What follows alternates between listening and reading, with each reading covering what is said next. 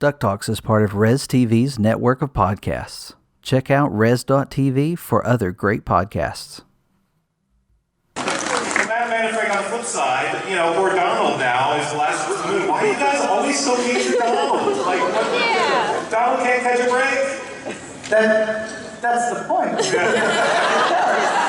Why not want Donald to not? He gets stuck with all the bad luck. No, I think, it's funny. As our approach to Donald, we've said this before, is we want to do on our DuckTales what Goofy Movie did for Goofy, but for Donald. And three-dimensionalize him and make him a character and figure out why he has this rage, what is at the core of him, and part of that is Della being missing and the fallout with Scrooge and a bunch of other stuff that we couldn't talk about last year, but now we can.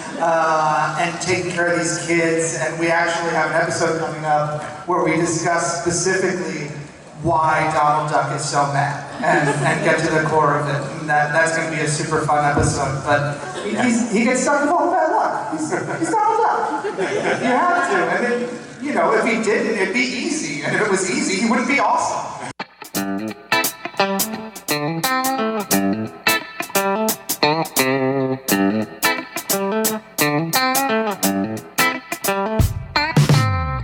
It's the week of Monday, July 22nd, and you're listening to episode 74 of DuckTalks. What a weekend. What a weekend for sure. We've had weekends kind of like this before. Maybe kind of like, having 9 episodes air in 2 weeks. Man, DuckTales can be a blur sometimes, but we're back to talk about it. Hey, thanks for checking out DuckTalks. This is the DuckTales fan podcast where we talk about all things DuckTales, whether we have a new episode to talk about or not. But tonight we are talking about San Diego Comic-Con and the DuckTales panel. I'm one of your hosts. My name's Mitch. Joining me, as usual, I have Pirate Steven and Josh. Oh boy. Hey guys, what's happening? I hope you guys are ready to talk. Man, I was on Twitter so much this weekend. I was going crazy over the San Diego Comic-Con news. It was a DuckTales weekend for sure. I feel like DuckTales owned that weekend, and it's very impressive. It was trending at one point, I saw. I don't think anybody else came close. I don't even know who else was there. Was that Marvel? Or I don't know. No, DuckTales definitely won the whole weekend, I'm telling you. Yeah, Marvel was there. But wasn't Marvel planning on being there on Friday, and they pushed it back to Saturday? They said, no way, we're not going up against DuckTales. I wouldn't want to compete, no. Yeah. I think even the Russo brothers moved their stuff up so they wouldn't have to have their panel at the same time. That's just smart, though. That's good business. We're not going to have to talk the whole time, though, because we have a special guest this week. We're excited to welcome another DuckTales fan to the podcast. We have Jared joining us tonight. Now, Jared has been communicating with us on Twitter ever since, we were talking about it earlier, ever since all of the episodes hit, the 9 episodes in 2 weeks, whenever that duck blur was, Jared found our podcast and started communicating with us. And Jared had the opportunity of going to San Diego Comic-Con this past weekend. So we reached out and asked him if he'd be interested in blowing a night, sitting around and talking with us about that experience. And he was so excited, he said absolutely. Jared, thank you for coming on DuckTalks. You're very welcome. Thank you guys for having me.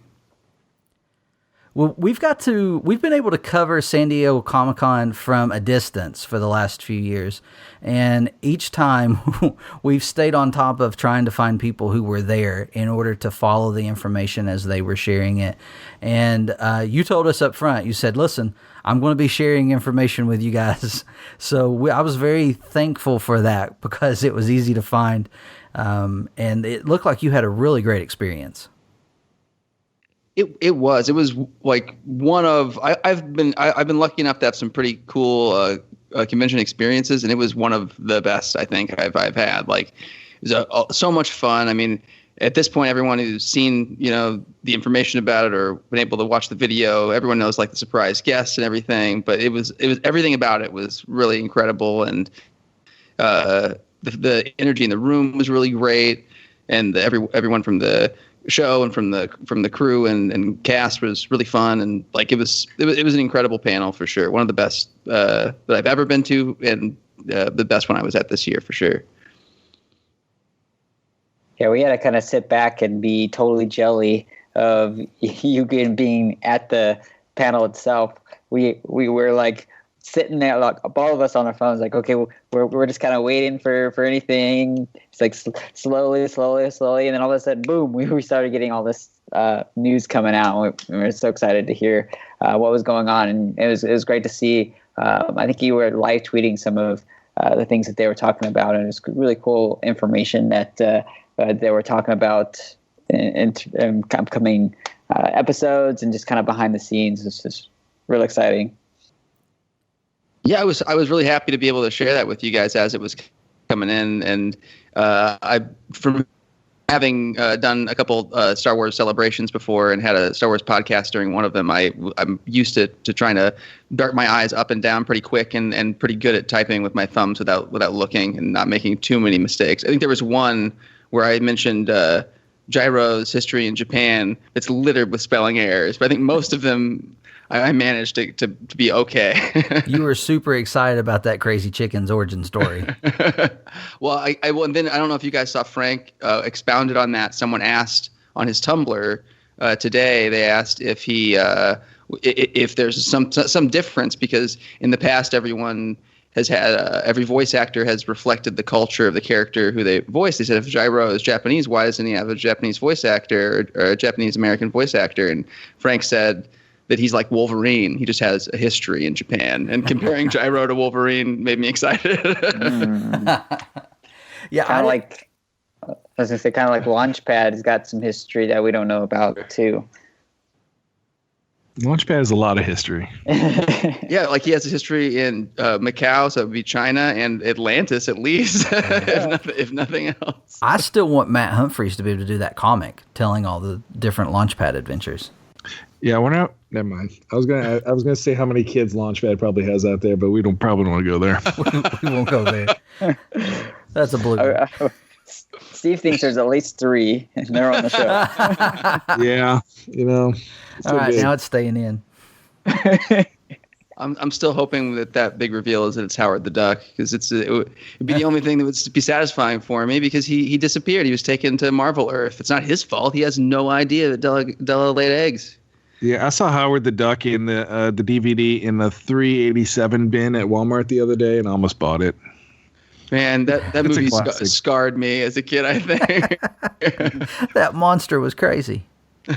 We didn't get a Howard the Duck movie at the Marvel panel. I am surprised. No, he does. There's the Hulu show with Kevin Smith, though, coming up. Okay. There you go.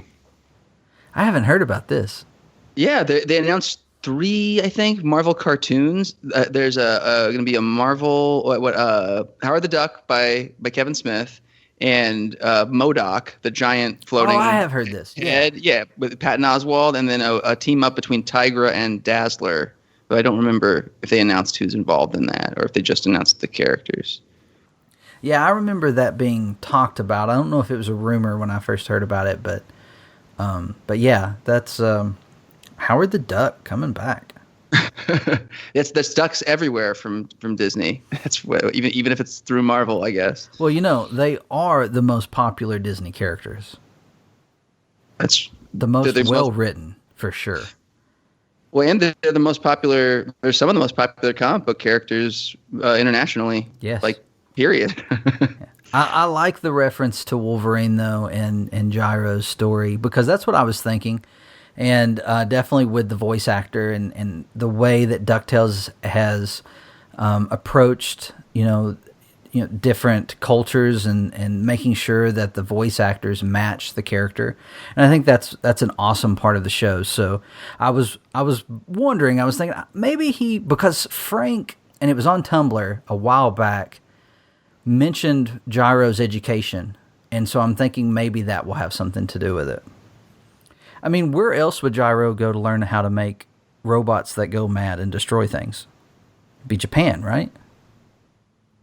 Makes perfect sense. He could be working with mechas and all sorts of crazy anime and manga and style inspired technology. And we know a lot of the creators on DuckTales love manga and anime. So I would definitely, and the video's now been released by Laughing Place, who was live tweeting as well when the panel was going on. But people can go watch the video, and we'll include it, a link to it in the show notes so that they're easy to find. But in the panel, Frank makes the comment that it's a really neat looking episode, or it's really cool looking or different. Visually, it's stunning. So I could see that playing a factor. Following a lot of these creators, we've seen that influence in their work. Yeah, and it seems like every once in a while they do like to play with the style. Like, to me, the one episode where it's really differed the most, I think, or I guess there's two good examples. But in the beginning of this season, in the Three Caballeros episode, when they're fighting the plants and all the coloring gets really exaggerated and it kind of resembles the Three Caballeros films, like, I feel like that it kind of takes a sharp turn from its usual style, and then a little bit again when Glomgold is having his hallucinations and his memories. And his dream sequence, which that was another Tanner Johnson, who I was thinking of when we were talking about the anime and manga.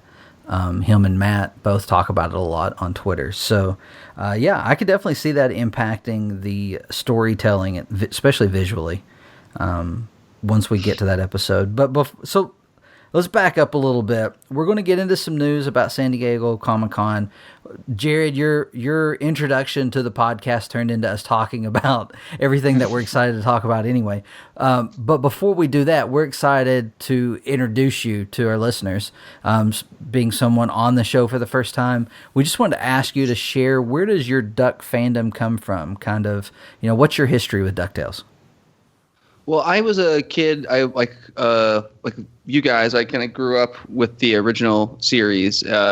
I was born in the fall of '82, so I had just was almost 5 when DuckTales premiered. I was just a couple days shy, and it's been a really, I don't know. It's been one of the things that has always been something I've loved.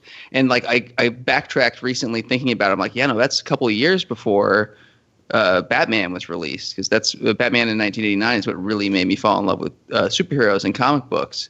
And it's DuckTales that really got me into cartoons, and comics and cartoons are my passion. I have worked in comics for years, and I think that my mom loved Disney a lot, and so we had all those movies, and we went to Disneyland a couple times. I grew up in Arizona, so it was closer to Disneyland than any other good, amusement park. And I just ended up really loving all the stories and characters. And I have a very distinct memory of during, I think, the season 2 premiere week, of all my brothers and I getting in trouble and being told we couldn't watch television, but it was over the weekend, and I knew that my parents worked and my grandmother wasn't around when they said that. So I was like, well, I can get away with watching this, because I was determined to watch that 5-part time travel story that introduces Bubba and all the other stuff, all the other fun stuff in that season 2 premiere arc. And I just have all these very distinct memories of it, and it's always been a favorite. And then from that, of course, all the rest of the Disney afternoon stuff, and probably even more so as a kid, even more so than DuckTales, I loved Darkwing. And it's always stuck with me and been something that I shared with my niece and nephew when I was their nanny, and watched all the originals with them years ago. And it's definitely just one of my favorites. And then I got back into this new series like everyone else did. And when the recent episode drops, ended with the introduction of Darkwing, I was like, all right, I've put it off too long. So I had to draw all the main kind of heroic characters, and then I ended up deciding I had to draw all their supporting characters.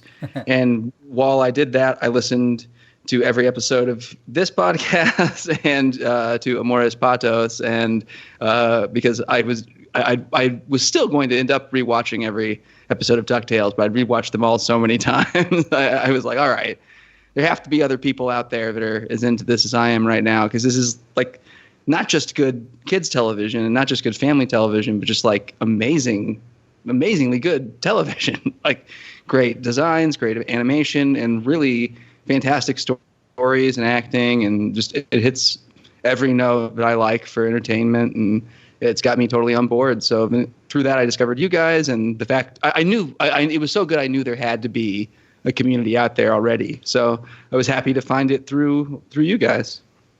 Yeah, and I love that drawing you did of all the hero characters next to each other. It reminded me of like the old school Disney Cells that they used to sell, where they would have all the characters lined up so you can see their height differences, and very cool drawing. We'll have to send a link out to that. Thank you. It'll be fun I have to add to everybody now. I have to figure out how to draw Daisy and everyone else. And I put off drawing Goldie because I wanted to see. I figured maybe she would look different in the because she looks different in the preview for the next episode. I'm like, that seems like that might be her usual costume instead of what she would wear to, being a prospector or to a gala. But then in the new promo shot, it looks like standard Goldie is prospector Goldie, but that makes sense too. She's an adventurer. She's like Scrooge. It makes sense. That's her standard mode of operations, I guess.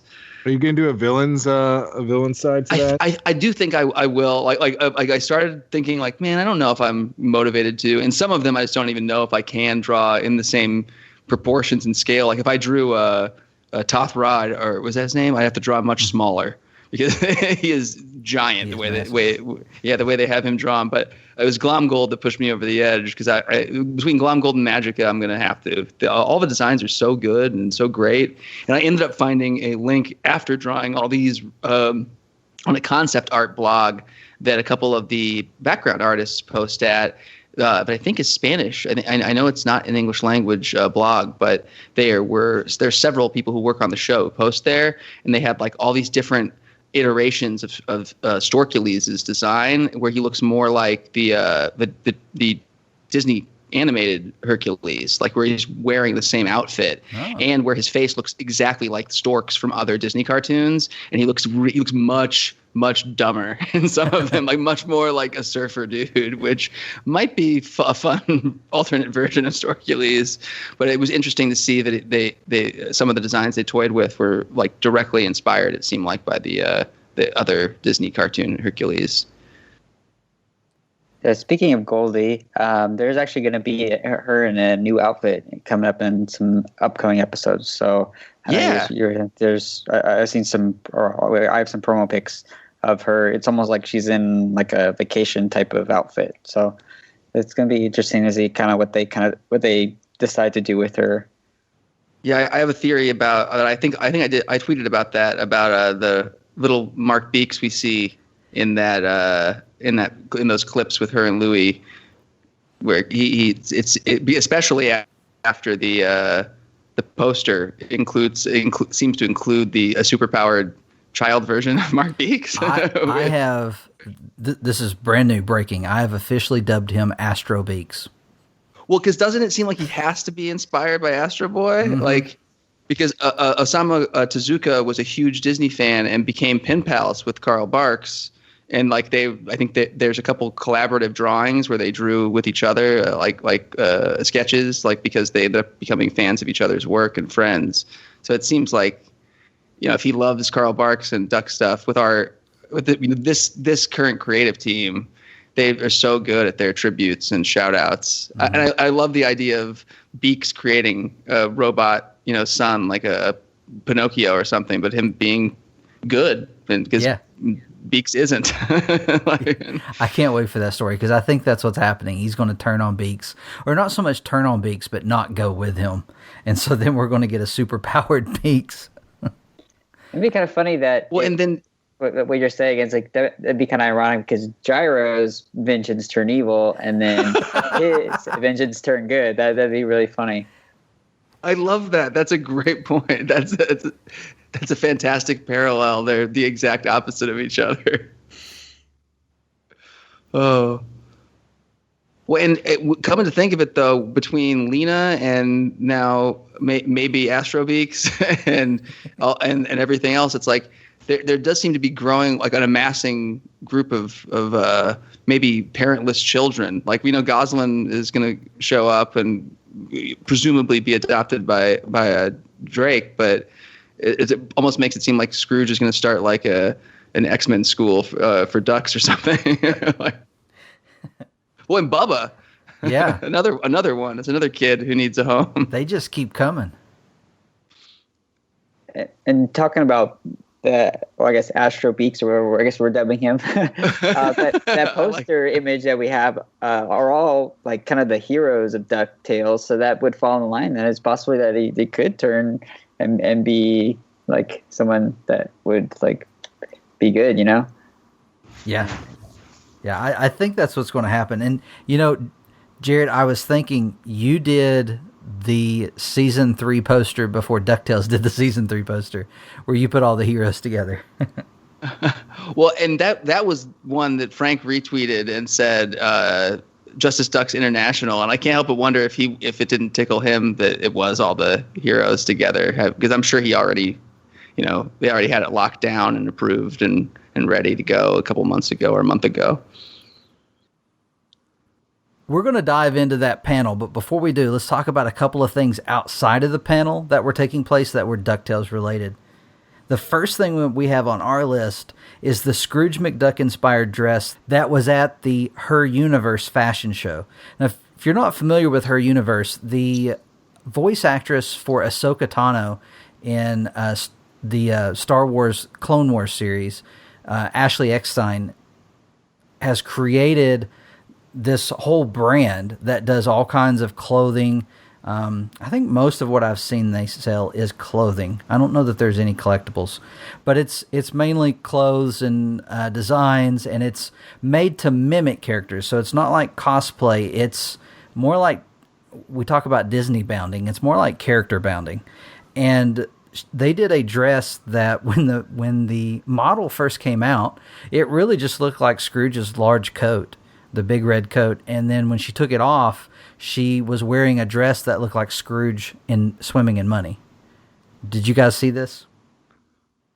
Yeah, that took Twitter by storm. I know all the people that work on DuckTales saw that and started geeking out with the rest of us. It was very well done. Yeah, that video was really cool. I didn't get a chance to see it, see the fashion show live, or see anyone modeling it there at the con. But it was very, very cool, very, very cool to see. And I'm not sure if these dresses are one of a kind or if they actually put them into production and sell more than one. Not sure how that works, but maybe check out Her Universe. Check out Her Universe's website if you're interested in it. No idea on price tags or anything like that, but we thought it was really cool to note. It's neat seeing the characters kind of expand out into other parts of the pop culture.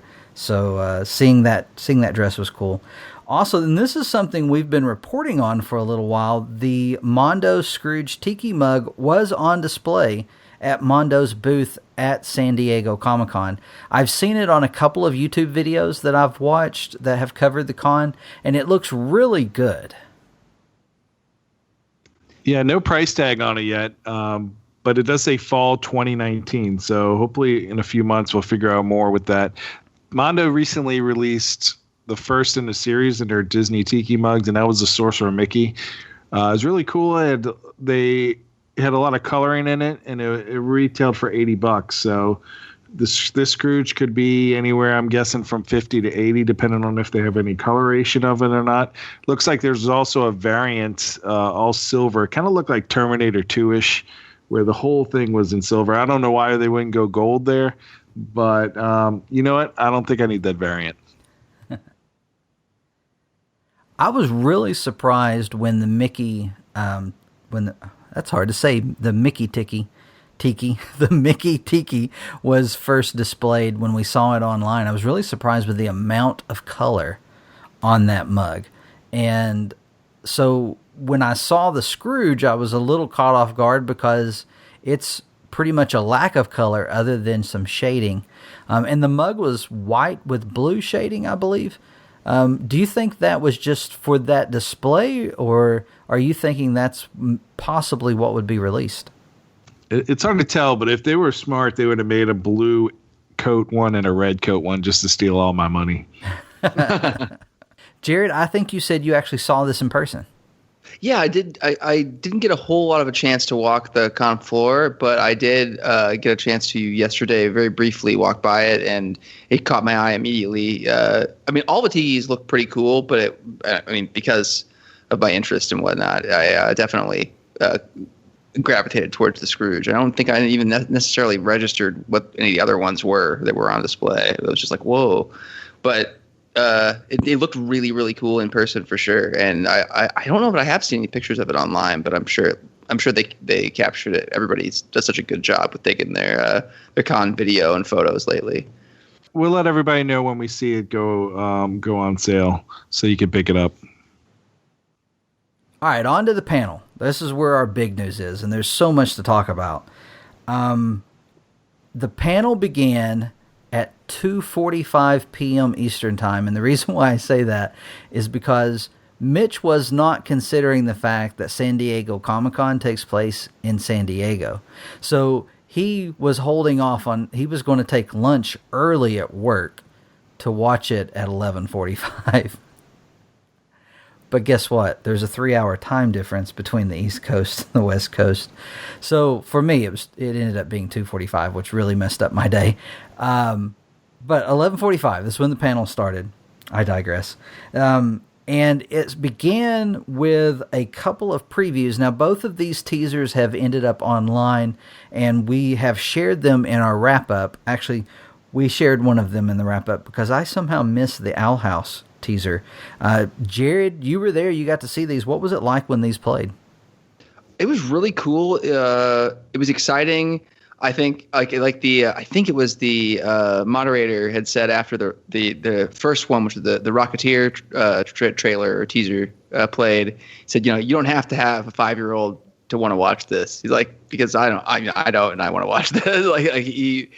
And I think that it hits nostalgia buttons for people who did grow up, I think, in the 80s and 90s and might have seen the original Rocketeer, but it looks great. It's about a new kid, a young girl who takes on the legacy of the Rocketeer, and they revealed, I guess, I'm not sure if it got out from the panel or not, and if it's been widely reported on, but they said that Billy Campbell, who played the Rocketeer originally, would be some voice in the series. They didn't say who he'd be voicing, but that was kind of exciting as well. And then directly after that, they had Dana Terrace, who used to work on DuckTales in the first season. They had her stand up to introduce her new series, The Owl House, which they then played the entire opening sequence for the first time.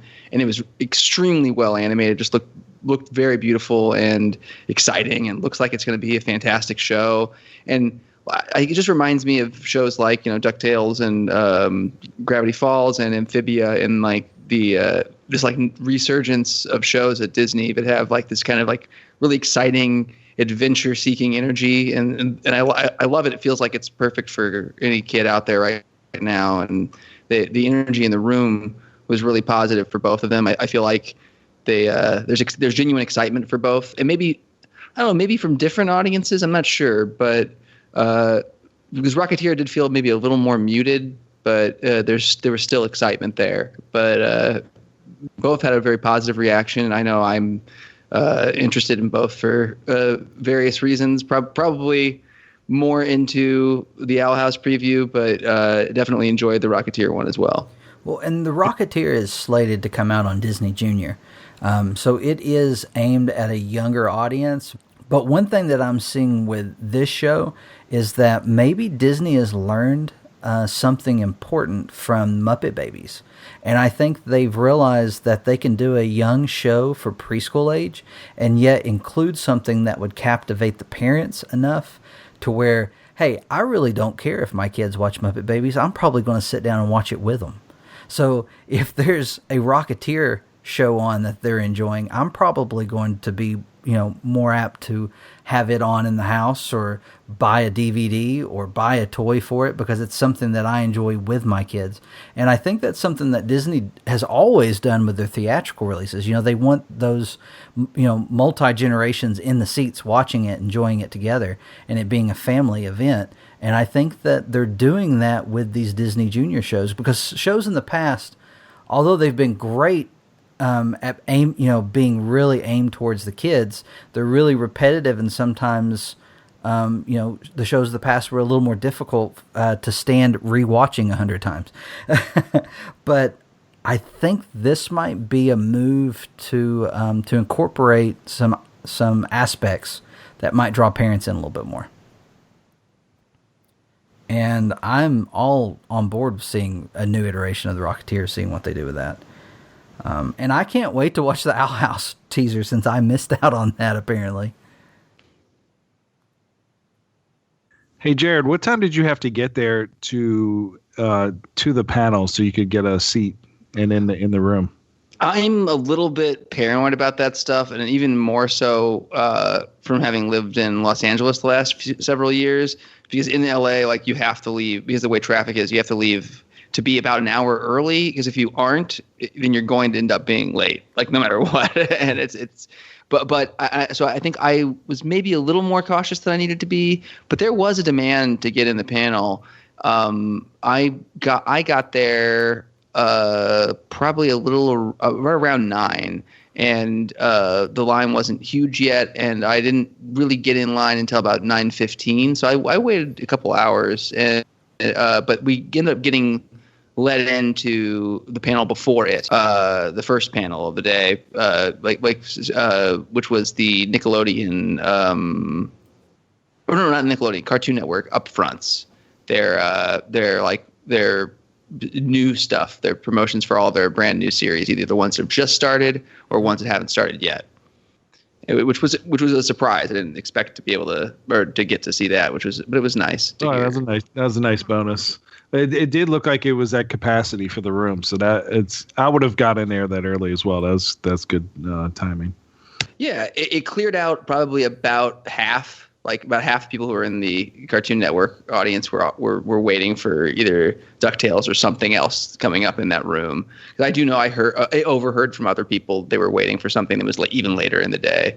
But definitely, I feel like we maybe got some new people interested in DuckTales who hadn't even heard about the reboot. Because there's still people every day who I find either online or in person who love the original, who are like, wait, there's new DuckTales? What? And every one of my friends who I've shared information about it with are interested in it and are upset that it's only available on Disney Channel. Yeah, it amazes me how many people don't know about this show. And I'm broadcasting it like it's the best thing ever made. And we saw reports of that last year as well, with people in line thinking that they were going to see something about the 87 DuckTales, and they were like, wait a minute, this is a new show? And that was last year at San Diego Comic-Con, people trying to get into that panel, and they didn't even know it was the new show. So that's really cool. And we saw, because we were following along, whenever we would see people, because, of course, at that point, I was searching for, DuckTales on Twitter. And anytime I saw someone asking about the line, we would retweet it. And we had some awesome people who were paying attention, who were there, who were reporting back, oh, it's clear, you can get in. Oh, there's a line outside, but I think you can get in if you'll get in it. And so I was following that leading up to the panel start, and it looked like most of the people who were trying to get in got in. I think I saw one person report that they didn't make it in time, but for the most part, it sounded like it was a full room.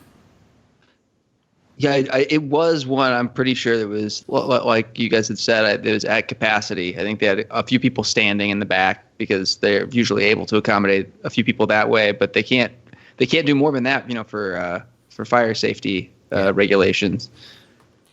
Well, after the teasers, you were treated to Glomtails, and I remember when you first tweeted this, and I was like, "What? What is happening?" Oh my gosh, we were all about to die, I think, in the audience. Like just when it started, we all just burst out laughing. Life is like an evil scheme here on Glomtails. Sharks and bombs and Scrooge's screams. It's canny Glomfair. Canning top my grand plan to beat that Scotsman Glomtails. Technically I'm Scottish as well, Glomtails. Scrooge ding, Scrooge ding, Scrooge ding, Scrooge ding, Glomtails. Wasn't expecting that because the Launchpad one came out so recently.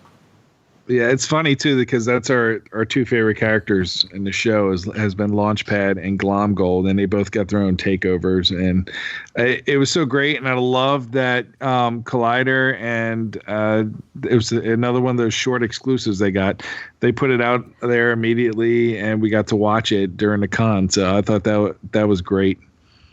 Well, and it was really, I thought it was great too. I think that was another one that Frank teased right up until the last minute, where someone had asked on Tumblr. I think it was something from a little while back. It wasn't even necessarily answered in order, but someone asking when will we see DJ Daft Duck again, and he said sooner than you think, and he said that Thursday night, and then Friday morning we get him with Glomgold. Yeah, it was a nice cameo. That would definitely have me like just about in tears, laughing the whole time. Like you guys, I'm a big fan of the current Glomgold. He's amazing.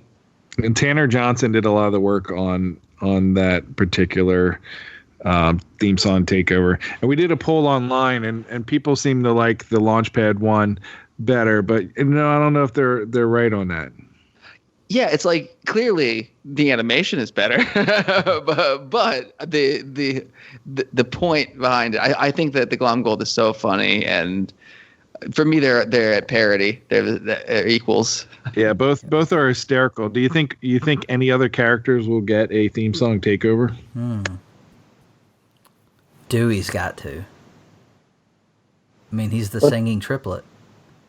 Did any of the other shows get more than one? No, they did Milo's Murphy Law. That was the first one, right? Yeah, and then these two from DuckTales. And then there was one with Phineas and Ferb. Yeah, they did. So I think it was the year before where they didn't call it theme song takeover, but they had, I think it was during April Fool's Week or something, but Grunkle Stan sang the Phineas and Ferb theme song, and I think he did Star versus the Forces of Evil as well. So that was a great way to start the panel. And then they brought in the cast and the crew, starting with Matt Youngberg and Francisco Angones. And it's fun to see those guys because I know they're such big fans of the Disney Afternoon and of what they're doing. And I think that's cool because you see they've got a great joy in what they're working on, and their excitement is just kind of intoxicating.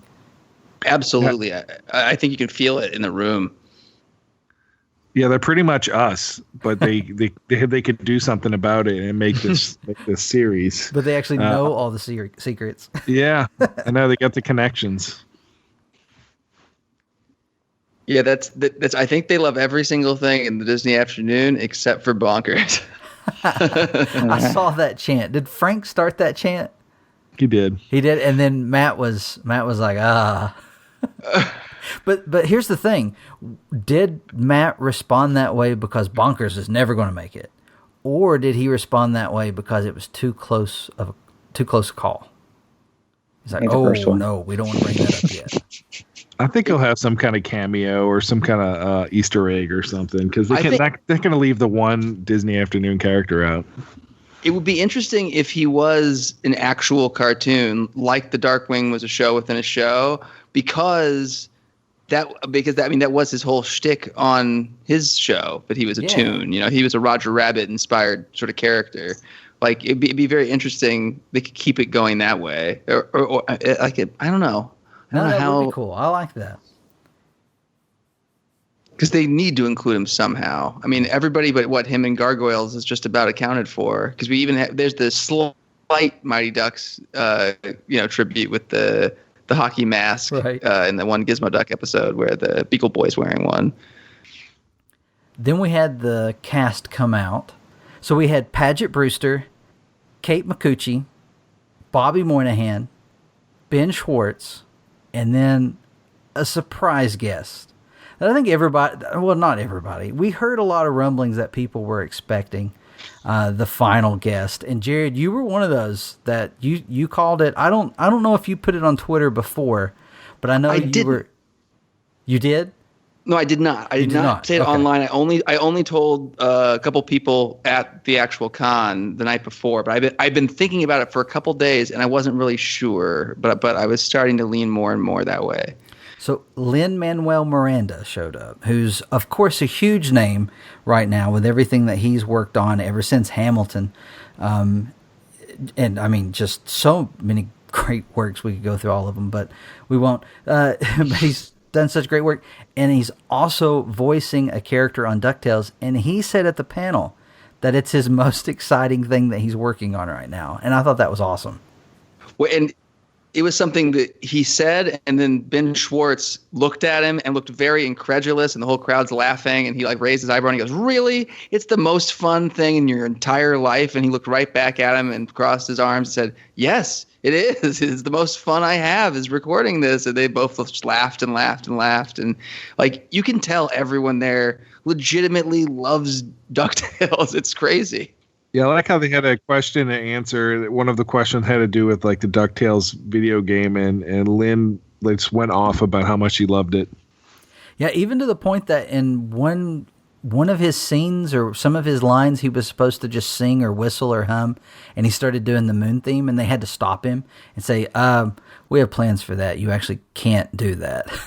But that just goes to show how big of a fan he is. And they all talked about him, and Bobby Moynihan and Ben Schwartz talked about how as kids they would race to friends' house to watch DuckTales because they couldn't get home in time, but they were that dedicated to it. And I think we've talked about it on our podcast. We've got memories like that of trying to catch the show and just remember watching it with friends and things like that. And they're definitely fans, and I think that's very cool.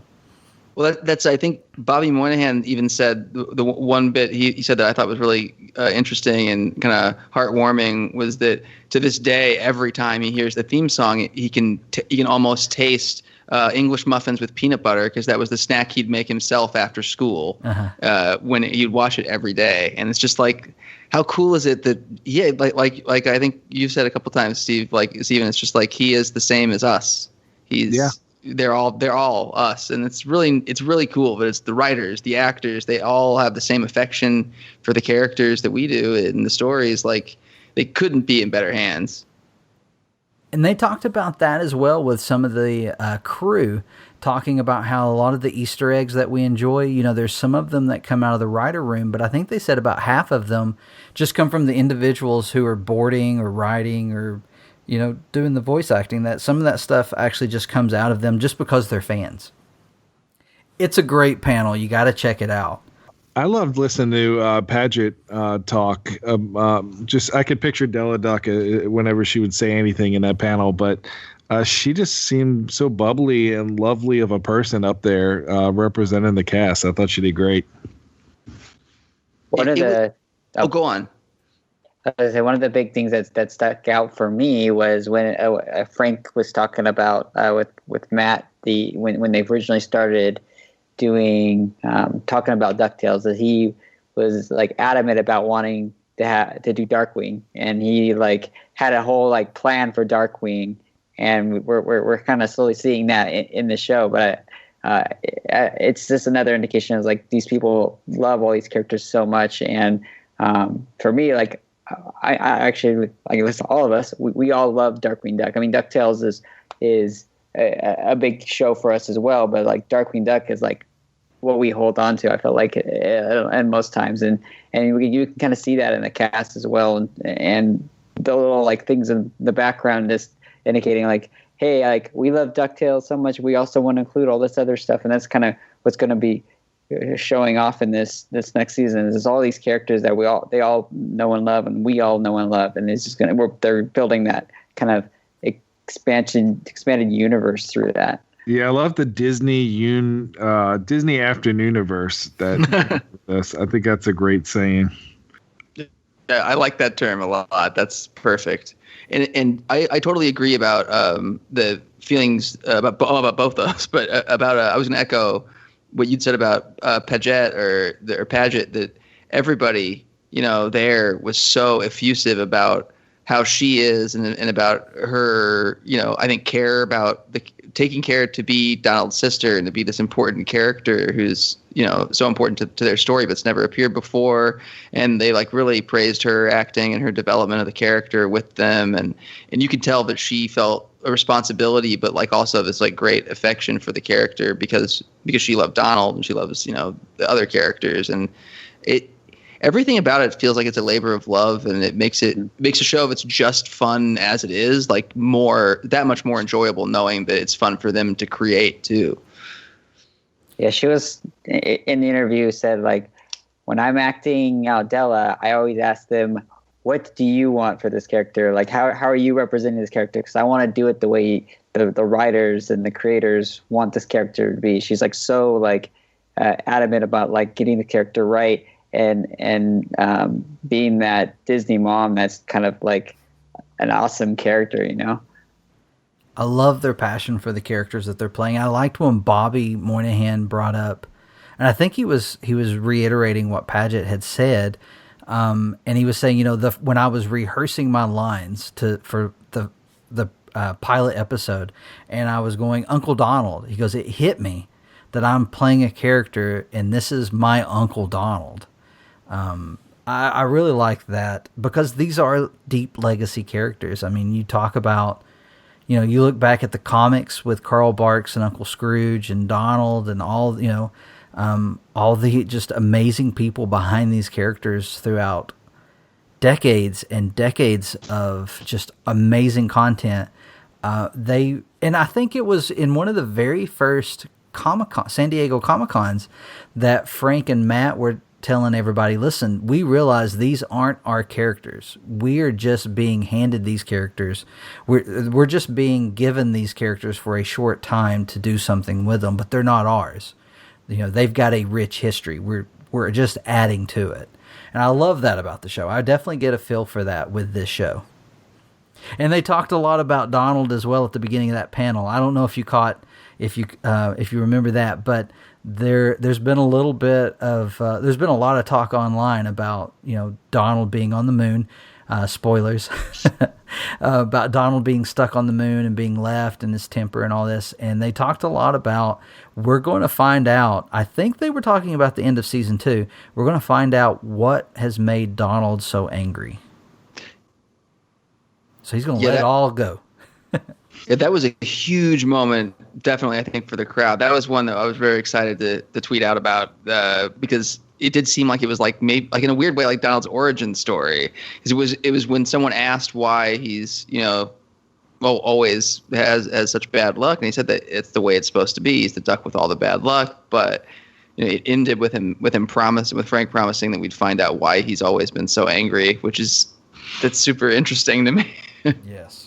Yeah, I read on somebody on Twitter, sorry, don't know the handle, said that they got emotional because they thought it's so cool now that he's got his sister back and his family is complete now. He's made up with his uncle and his friends, the Three Caballeros, are around now. He's got Storkily, so he's kind of like he's going to be living his best life now.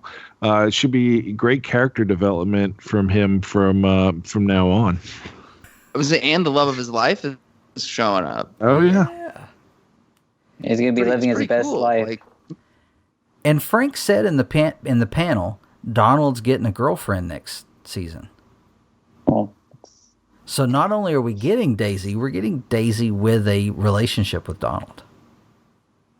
I hope they do some of the comic stories of how he was kind of competing with her with Gladstone. I think that'd be fun. That's what I was going to say. He's going to get everything lined up and good, and Gladstone's going to show up and they'll find $20.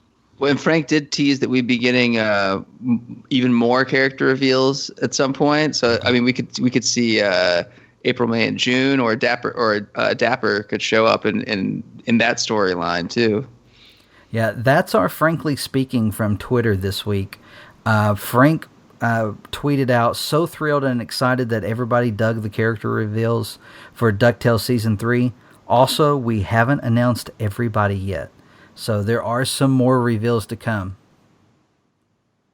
Let's take a look at some of those reveals. First of all, we had a Season 2 sneak peek. Behold, the most dangerous threat we've ever faced. The brother of the traitor, Della Duck. Della? Where? How what's the big idea? What did he say? He said, "Death to the moon!" Here in Duckburg, life is like a hurricane. Treasure! Adventure! Historical accuracy!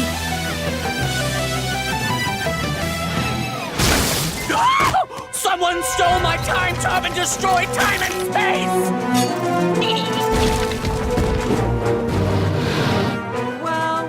Well. Look what the cat dragged in. Meow. Everyone pat my head. I'm not looking for a henchman. I'm looking for a family. I'm in. I've never hunted the most dangerous piñata. Man. I will make the world tremble at my slightest scowl! What did you do with Lena? Can I also sing as well? No! But I can destroy Dewey Duck? Yes. Daddy's home. We need to call for help. I am the black hole. I am the supernova. Can you slow down, please? Hi, I'm Gizmo Duck. When there's trouble, you call me. What's your name? Lars is bringing an army to destroy Earth. We may be a ragtag gang of underdogs, but we'll survive like we always do. Yeah! Because we're smarter, we're tougher, we're sharper. Follow my lead, and we'll win this battle square! Kids! I believe the words you're looking for are all three. And I can only imagine what was happening in the room, just knowing that you were going to get the sneak peek for the remainder of season 2. Jared, can you tell us a little bit about what that was like?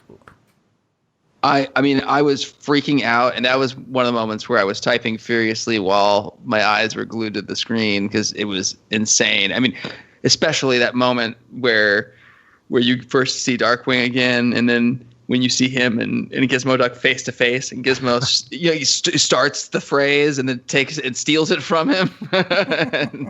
It was amazing. It was absolutely amazing, and I think everyone in that room, if they weren't there for DuckTales and excited, they were still jumping up out of their seats with excitement because they could feel everyone else there. Like it was the energy was amazing, and it was joyous. Like absolutely, and I think that somehow the poster maybe even topped it, like in a weird way, or at least like it maybe just it all culminated at that moment because everyone was just having the best time, and I know that I felt it. It seemed like everyone else around me definitely had that same feeling. Yeah, and Magica shows up in the trailer, and it looks like, and I think, Jared, you even said this, and from the panel, that Magica has this new agenda. She's just not after Scrooge and the number one dime anymore. She's going to be after Lena. Yeah, that was when someone asked about her returning. He said that he confirmed that would happen before the end of season 2. And specifically mentioned that he'll the way Frank phrased it was she'll have a new focus for her rage in addition or other than Scottish billionaire ducks. And not only that, it looks like my write-in campaign worked because Magica's green again. Bum, bum, bum. Yeah. Well, okay. So also speaking of Magica in here, it seems like we're going to be getting at least 2. For sure, from that trailer, 2 episodes with her in it. One being one with where she's kind of going against the kids. I think it's going to be a part of a sleepover episode.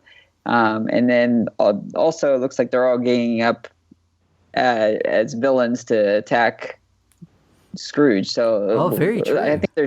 I think there's going to be 2 distinct episodes coming for her, so I'm pretty excited about that.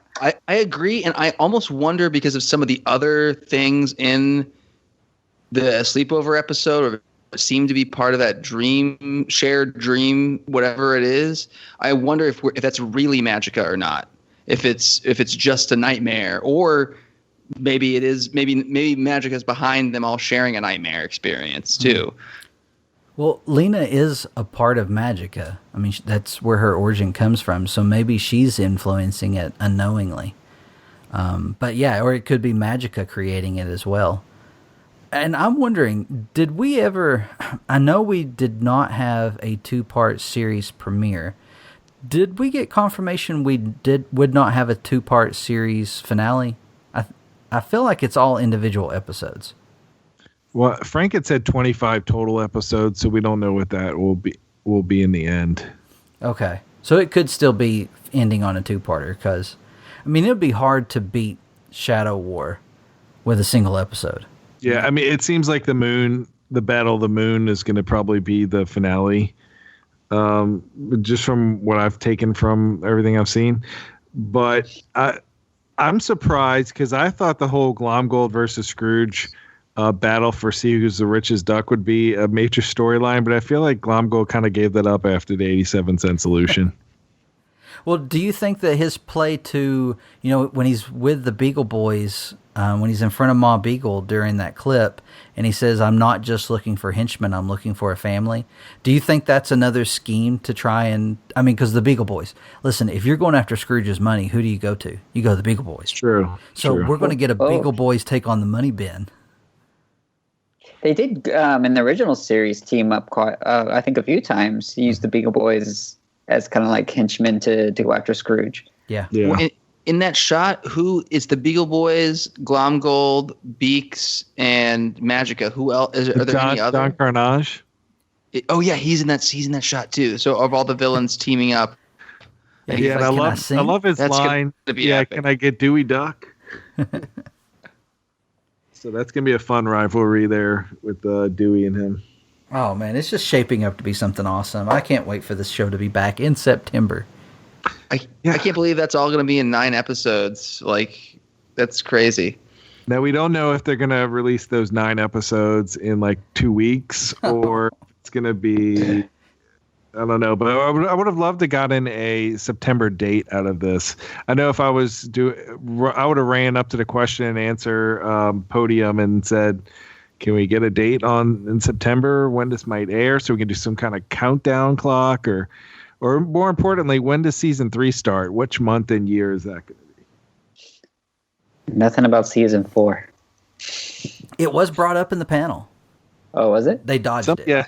Yeah, they didn't say when that's going to happen. We also had Launchpad as a whale and Louie as a cat in that episode. So I thought, in that trailer, that was funny. Well, and the Launchpad as a whale, it has all the kids running alongside it, so that also feels like it's part of what seems to be maybe a dream thing. That episode's going to be hilarious. Clearly, it's got, I think, a Dewey dancing next to a Dewey in a mascot costume from one of the teasers that was running on TV for coming back in September. Yeah, so the Dewey with the mascot thing, I kind of got this from the trailer. If you look, Magic is going down the hallways of the school, and if you look on the sides, there's Dewey for President posters. So I'm thinking that mascot might have something to do with his campaign. I bet you're right. It feels like Magica is haunting all of their dreams, but also making them share each other's dreams.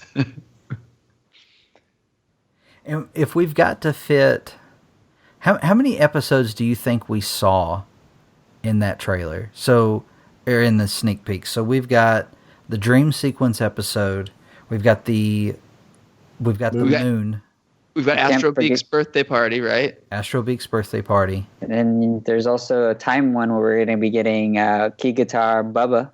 Right. Yes, and multiple gyros at the same time. So, 9 episodes. We could have only seen half of the villain team up. Yeah, I guess that's only like 5 right there, right? Yeah, and of course I'm guessing the finale will be 2 parts.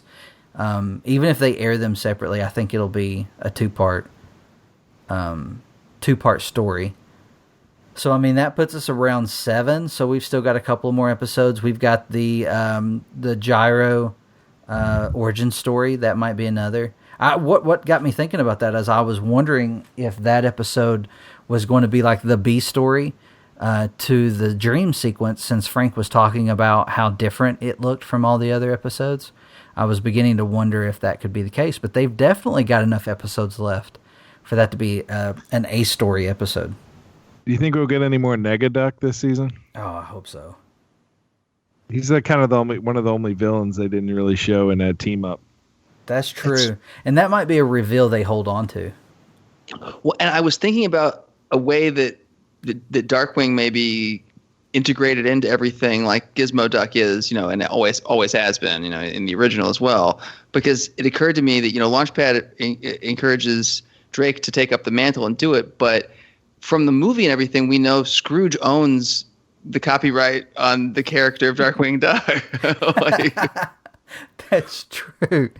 Will he license Darkwing Duck from Scrooge, or will he just work for Scrooge? It'll be interesting. Which will feel more like Gizmo Duck from the original show, because Gizmo Duck was kind of on the payroll. Right. Well, and isn't that what it is in this one now, too? Like, Scrooge hired him to take care of the city when he's gone. What if Scrooge funds the Justice Ducks? Oh, I can't wait to see where this goes. I mean, we've got more and more of the Justice Ducks. There's good things on the horizon, no doubt. Let's take a look at some of the slideshow. So the slideshow has become... Well, first of all, was there anything else you guys want to talk about from Season 2, sneak peek?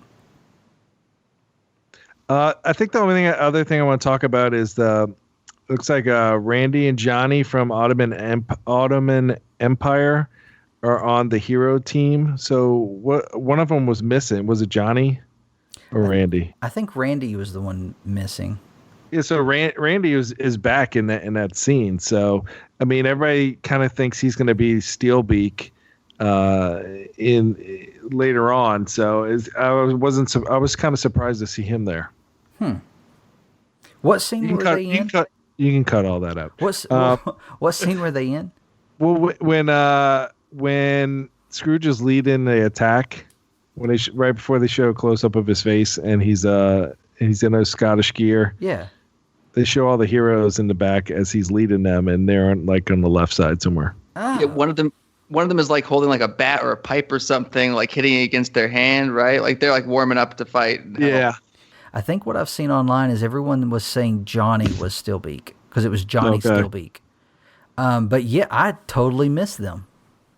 Let's talk about these slideshows that we were treated to. Now, this is something that's become normal for the DuckTales panel, and they put on a really good skit to make it look like they're accidentally showing us stuff.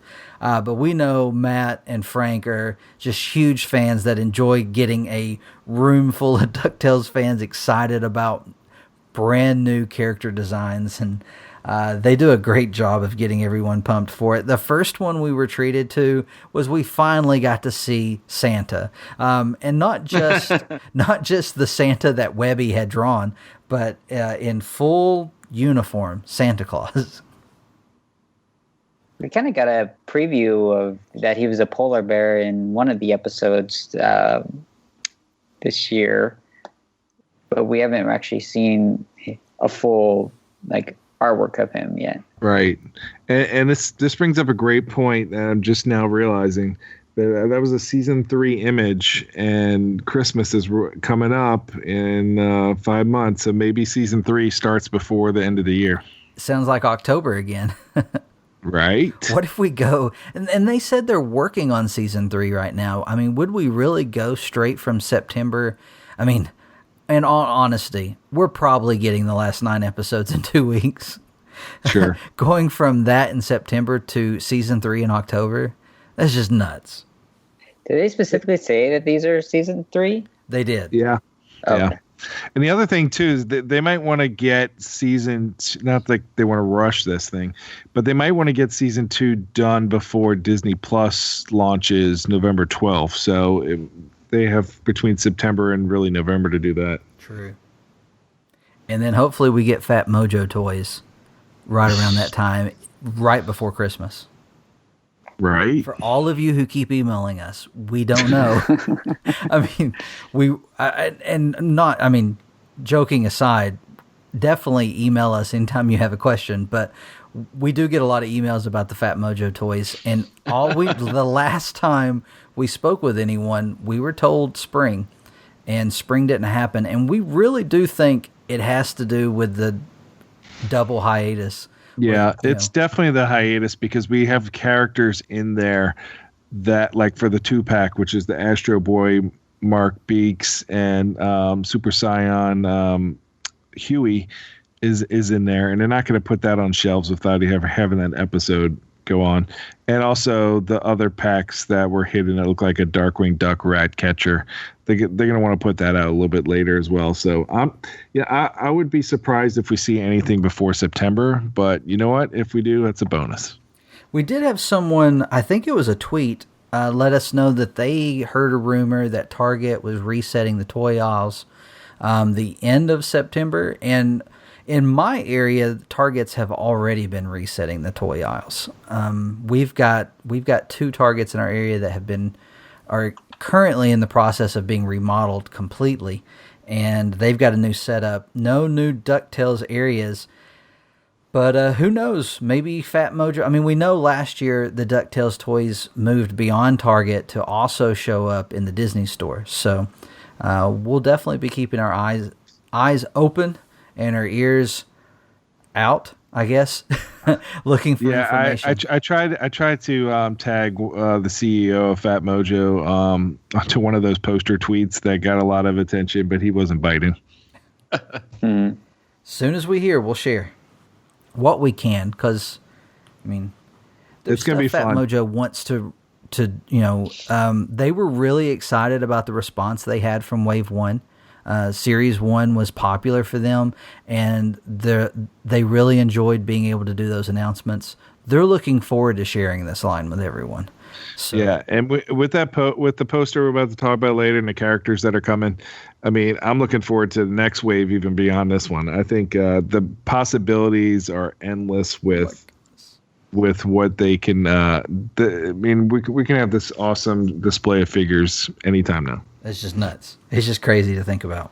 So the next slide was Gene the Genie, which kind of throws me off because we were already expecting Gene the Genie to take place in the episodes we already got with the Treasure of the Found Lamp, which the episode had nothing to do with Treasure of the Lost Lamp, other than maybe a few callbacks. But we see that Gene the Genie from DuckTales the movie, Treasure of the Lost Lamp, has a character design that's coming to the show in season 3. Another kid for Scrooge's Home for Gifted Children. Yeah, he seemed like he got a good reaction from the crowd there. They definitely recognized him. It just reminded me because I think just recently his original voice actor Rip Taylor passed away, and it reminded me and kind of maybe bummed me out a little bit, but also made me fondly remember that movie and how much I enjoyed watching that in the theater as a kid. Yeah, I'm totally excited to see this character. I'm kind of curious to see if because they kind of alluded that genie was supposed to be the father of Dijon in the show, so I don't know if there's going to be any relation or not, or if this is going to be a total different genie. And I'm curious because they did make him a darker duck. Actually, you know what? Dijon's a dog, so he couldn't be him because he's a duck. That's true. Because they did show his ancestor was a dog too, right? Yeah. Yeah, and Dijon was in the season 2 trailer as well. They show him and one of the burrito Egyptian people there. Yeah, Eminette, is that her name? That could be it.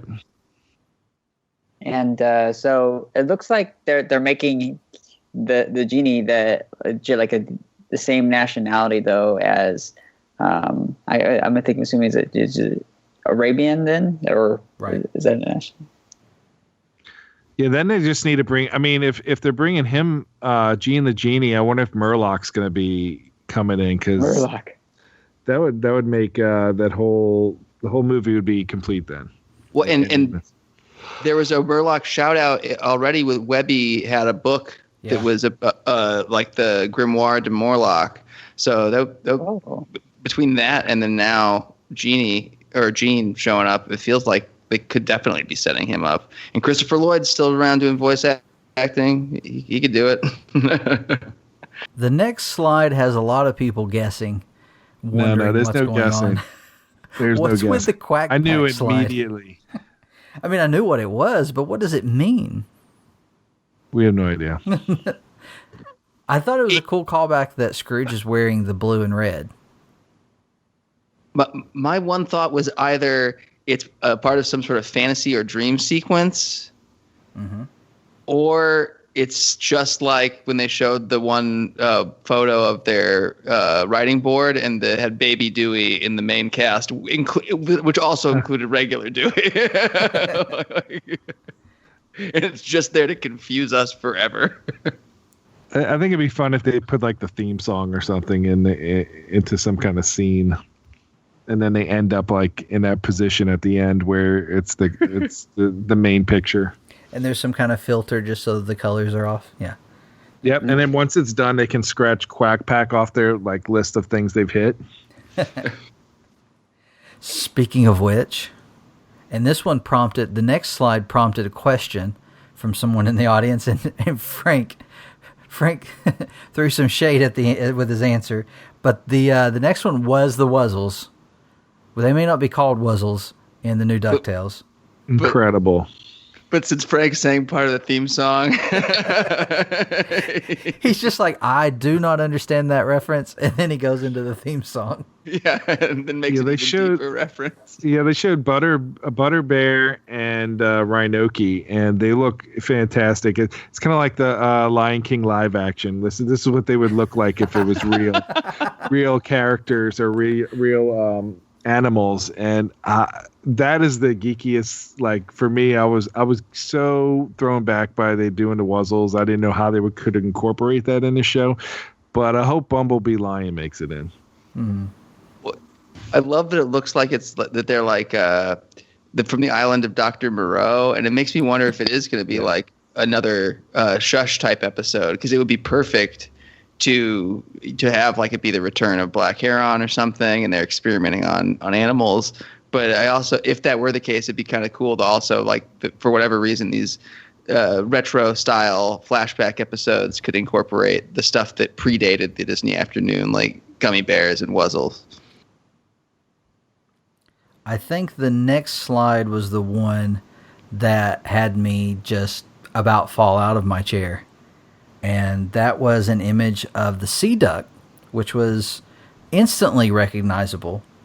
And then in the Twitter storm of information that was going on, I saw a brown Baloo and a yellow Rebecca Cunningham. And it took me just a moment after seeing the next tweets that were coming out that I was like, wait a minute, why would they change their colors? And I went back for a second time and was like, oh, wait a minute, that's a different hat, and that's Danger Woman. So we're getting Cloud Kicker and Molly Cunningham as adults, or at least older versions of them. Yeah, I like that storyline. I feel like that's going to be a good one. I know people are wondering where Baloo and Rebecca are, so that should be. I hope they're around somewhere. And I had that question too, and someone pointed out, or I think my girlfriend pointed out, someone's got to be flying that sea duck in that one shot. I said the same thing in our chat. I was like, someone's flying the sea duck. So maybe those are reveals we just haven't seen. Maybe we're going to get a cranky Baloo. Yeah, maybe they don't have the rights to do Baloo some reason because it's Jungle Book. Oh, Louie too. Rebecca could make it in there somehow, and that might be why because we all want like that Shere Khan versus Scrooge McDuck showdown or something. Maybe they're still working on the rights to that. Yeah, it could be Wildcat flying the plane if that's true. If that's the case. Oh man, I would love to see a crazy old man Wildcat. I thought they got access to use most of the Disney Afternoon characters when they originally started asking. I think you're right. There might be something weird with Rudyard Kipling stuff, but all that stuff all predates where copyright law kicks in, because all that's right around the time of Mickey Mouse. Mm-hmm. Yeah, so I think people are saying that the timeline for when TailSpin was supposed to be a lot earlier than the timeline for DuckTales, so that's kind of why the kids are a lot older in this one. Yeah, the fan theories for TailSpin's like 1950s, though, right? I mean, that would still put them significantly older than they appear. But that is what I think is happening as well. We've got that the events of TailSpin, or at least the TailSpin in the Disney Afternooniverse, took place in the past. So, if they took place in real time when the show was on, if they took place in the 80s, that could explain why they're adults now. You are right.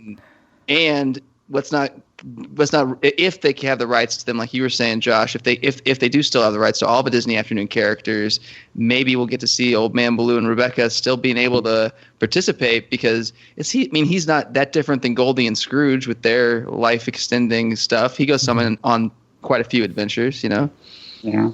Well, what if, say they decide to do a TailSpin show, like just for throwing it out there, would they do maybe a prequel show where they would have them younger with Baloo, or would you think they would do from here out? I think it all depends on who does the voice actors for Kit and Molly, because if they hit a home run and nail it, really the possibilities they could have their own show. They could be on multiple shows, but I like to kind of see them go up against Don Carnage. Yeah.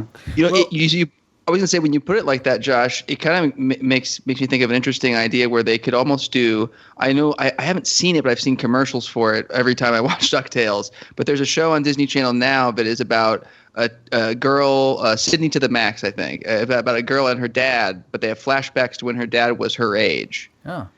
And it could be interesting to do the same sort of thing with TailSpin, where you have them in the present day, but then you could have flashbacks to them working with Baloo as kids. That would be cool.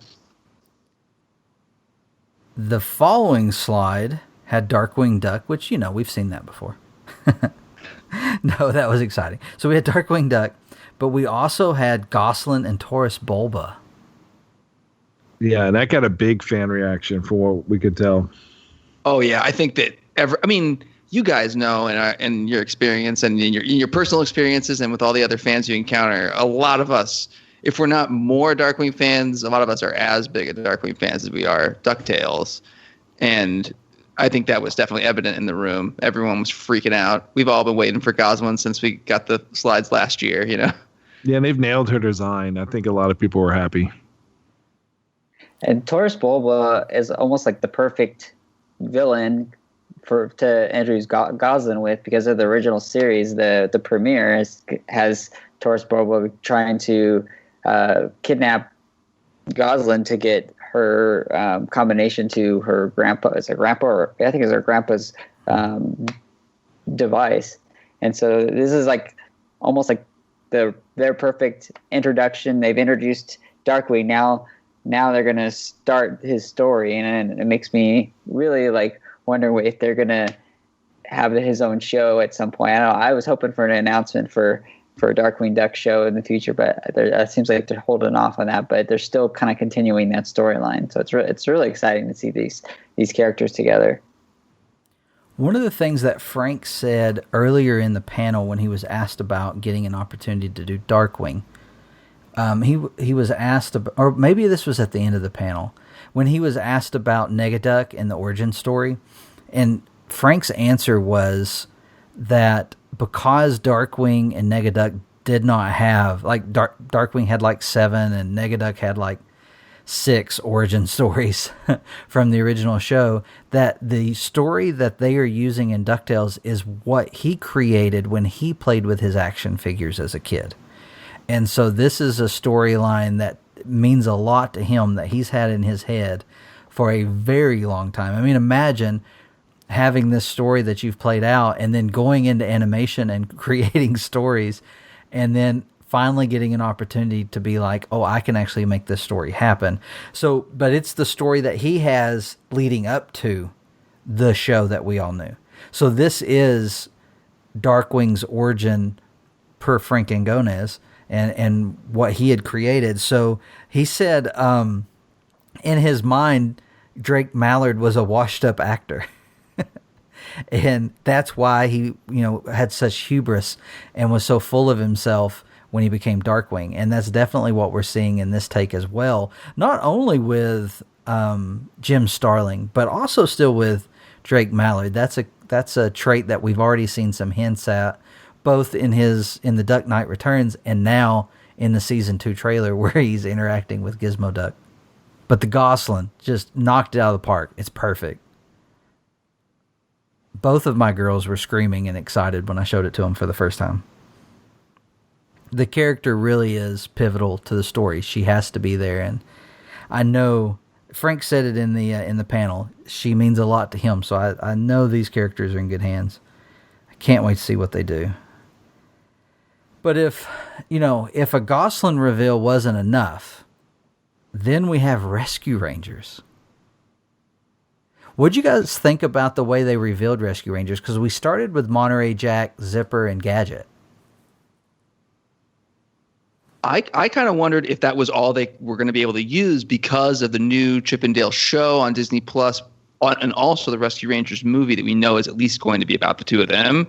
That we've heard is really weird and meta, not exactly based on the original series. So I kind of wondered if they were the only ones we were going to be able to get. So I was super surprised, even though we just saw them, to see Chip and Dale immediately following, and just. That was all making me giggle, and they look perfect. I mean, they feel like maybe they're the least adapted of all the characters who've been adapted for the style. Like, they fit perfect with the DuckTales style, but they also just look just like they did, Yeah, I totally agree. My first impression was that they looked almost identical to the original show. I mean, minus here and there, their hands look like more of the DuckTales style in there, and so I was a little surprised that there was. I've seen people do renditions of these characters that kind of make it more like the DuckTales style. But I mean, I am extremely happy with their design. They look amazing. I'm super excited to see these characters. I was just speaking with a friend of mine, and they were telling me how much they absolutely love the old Rescue Ranger the cartoon, and that was just before San Diego Comic-Con. And so I'm going to go talk to them tomorrow when I see them. And we're like, hey, I don't know if they heard the news, but I know they're going to be super excited about this because even my wife, it was a huge, huge Rescue Rangers fan, and she was so excited for this news. Yeah, all the different Disney Afternoon stuff, I think, is definitely appealing to a lot of people. Like one of my friends who I used to do a Star Wars podcast with texted me after the poster reveal and was like, how do you watch this show again? What do you need? Do you need Disney Channel? Because we talked about it a little bit before, and he grew up on all those shows as well. And he's told me, I like your new DuckTales fan art, and asked me, he's like, what about the original shows being on Disney Plus? Like, he's still more interested in the originals, but now he's finally on board. They sold him with that giant Disney Afternooniverse. I like that the characters are proportionally the size of rodents, or at least judging by the poster they're going to be, because that Ranger plane is tiny. So here's another thing. Oh, go ahead. I was going to say, I thought about that too, and it reminded me of the Spirit of Christmas Past. Yeah, sure. For the cricket, grasshopper. Yeah. So it feels like they've already established, I guess, there's some creatures who are still proportional. That's true. So I was thinking about the original show a little bit after they've made these announcements, and this show to me is definitely Disney Afternoon, but I never really had this one fit in with the other shows, and the main reason was because for me when I watch these shows, these characters interact with humans, and then the original show, there's no humans in it. It's all everybody is either a duck or a pig or a bear or a dog or whatever. This is I think going to be the first time that these characters are going to be together in terms of the same type of universe. I know there's comics with crossovers and whatnot, but to me these ones have been separate just because they deal with humans and they're not going to be it's not going to be like that anymore. And so that there's kind of a big change a little bit for them, I feel like, but I think they're going to be able to adapt these characters just fine. And I think it'd be easy for them to be able to do it. I agree with you, because what if their focus is on the smaller citizens of the Disney Afternooniverse? It's going to take a little while to get used to saying that.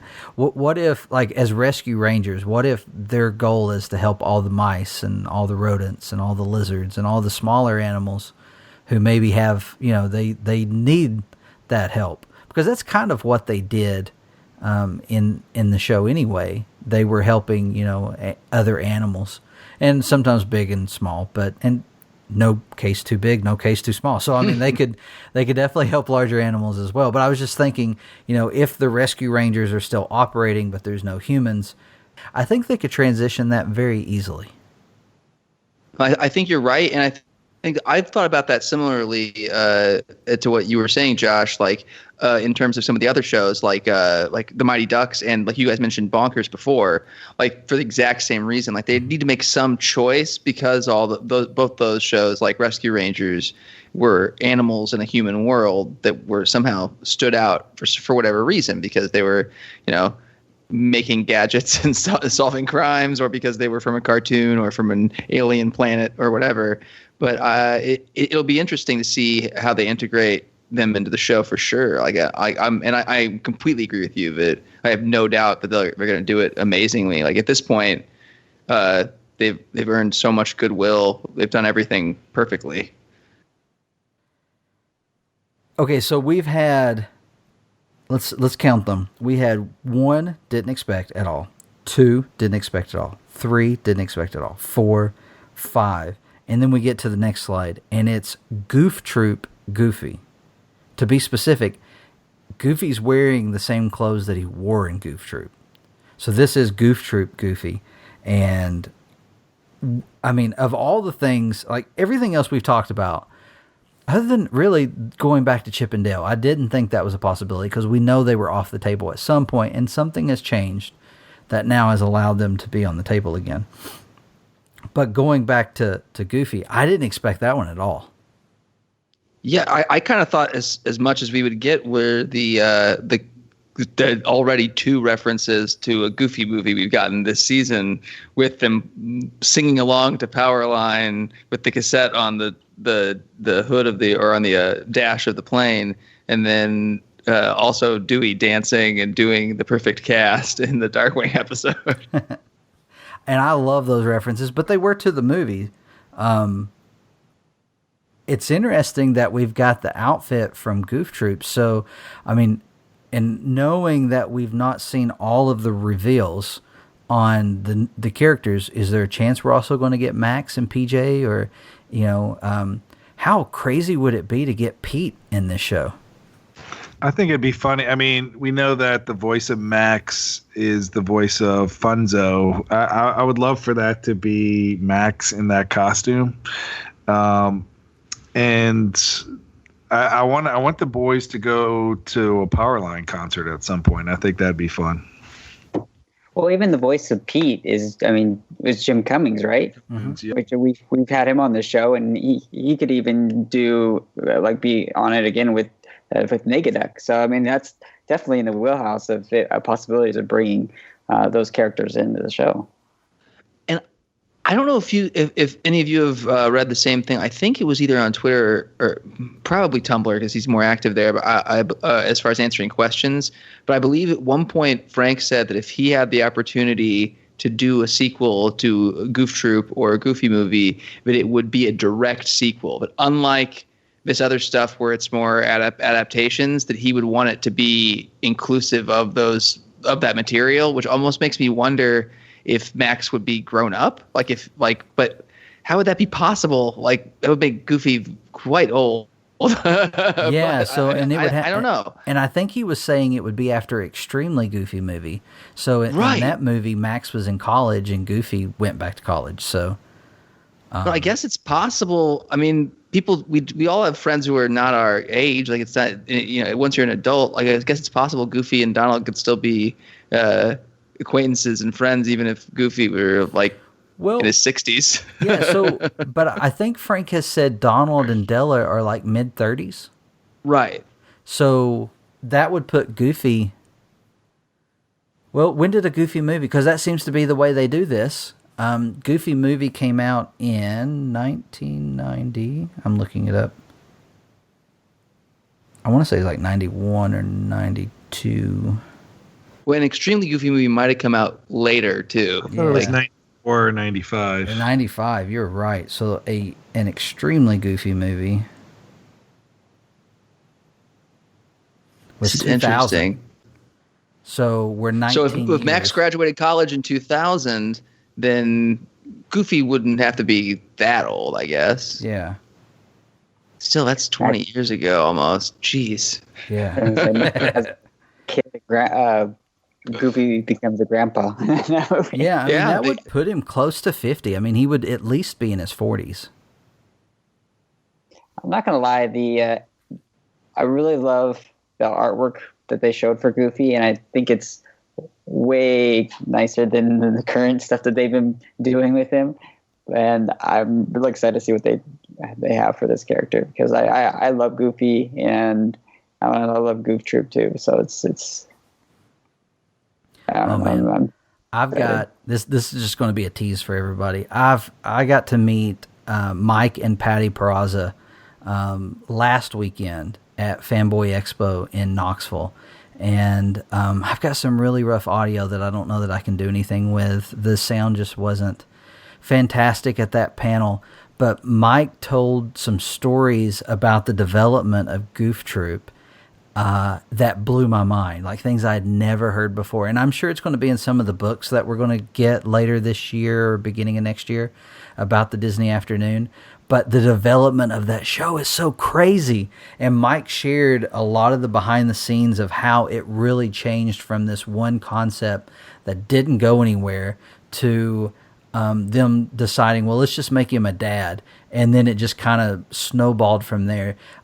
I'm really, really hoping we can have Mike and Patty on sometime in the future. And I've told him we've got to share that story some, because it was really cool. But I mean, Frank and them already know this stuff. I think you're right, Jared. I think we're going to see a continuation of some kind, and maybe the timeline won't match up with Goofy. Maybe they make the exception there, but I hadn't even thought of that with TailSpin before. That with Launchpad's birth date coinciding with DuckTales, and then his age being present day, and all of that makes sense for TailSpin, but maybe they make the exception for Goofy, and he's just a little bit younger.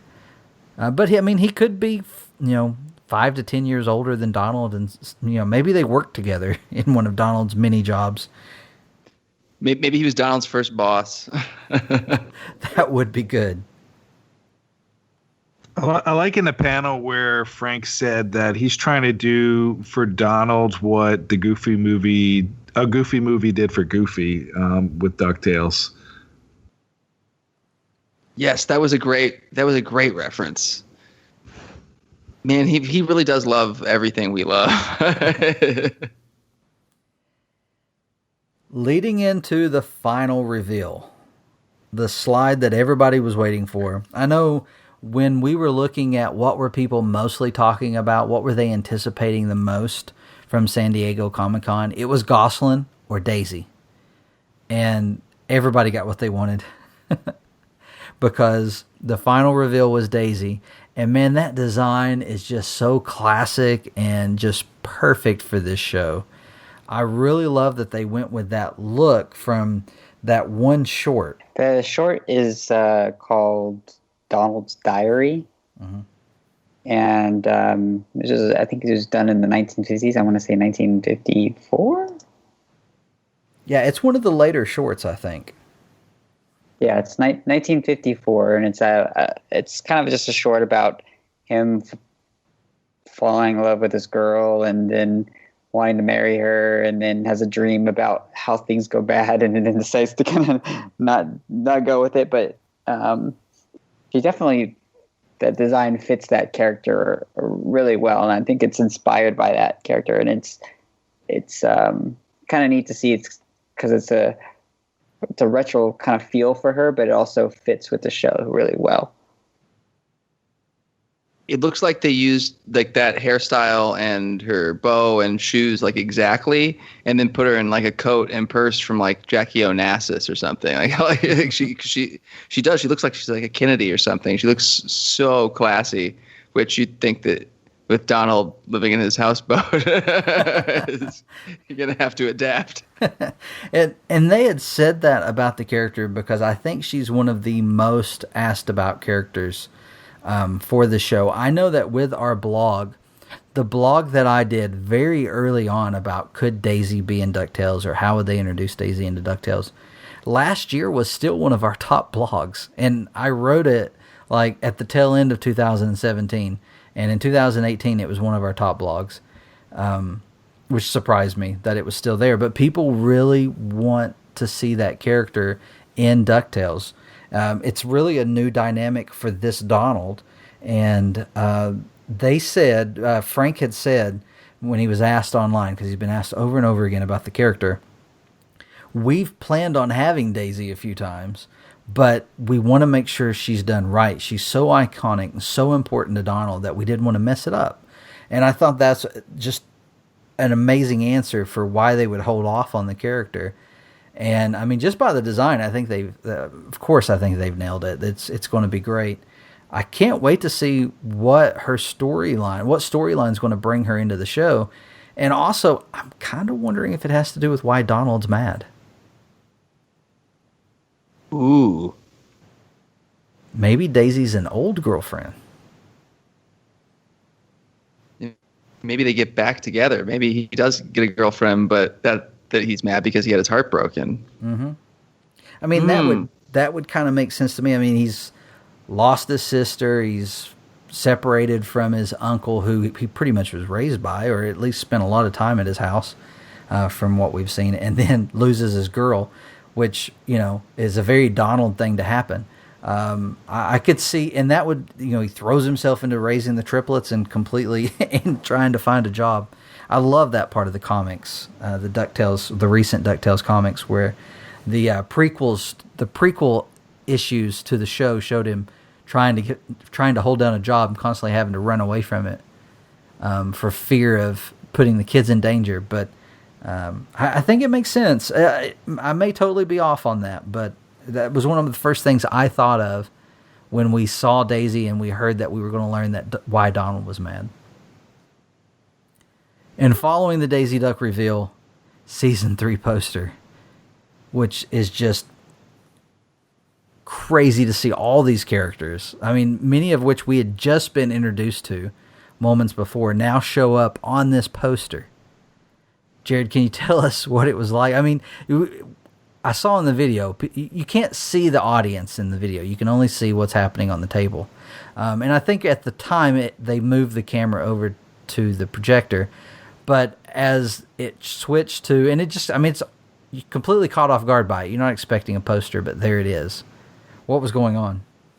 I felt like everyone was freaking out. I know I was, and I was trying to take pictures of it and trying to clock everyone who's on it, and it was amazing. I didn't, you know that they're going to release something, but I don't know how quickly the high res images are gonna be. So I was just looking at it as much as I could while I was up there, and it seemed like everyone in the audience who was there for DuckTales for sure was, if they weren't jumping out of their seat, they were excited as they could possibly be. And I mean, it was so crazy. I mean, because literally, everyone but Santa Claus, I think, that we just saw revealed was on the poster, and it feels like, the extended cast of the show is so big, and we've seen in a lot of episodes, whether it's some just small cameos like in the Shadow War or in what was the Storkules in Duckburg episode, we see them like revisit people, and we have gotten like good second appearances and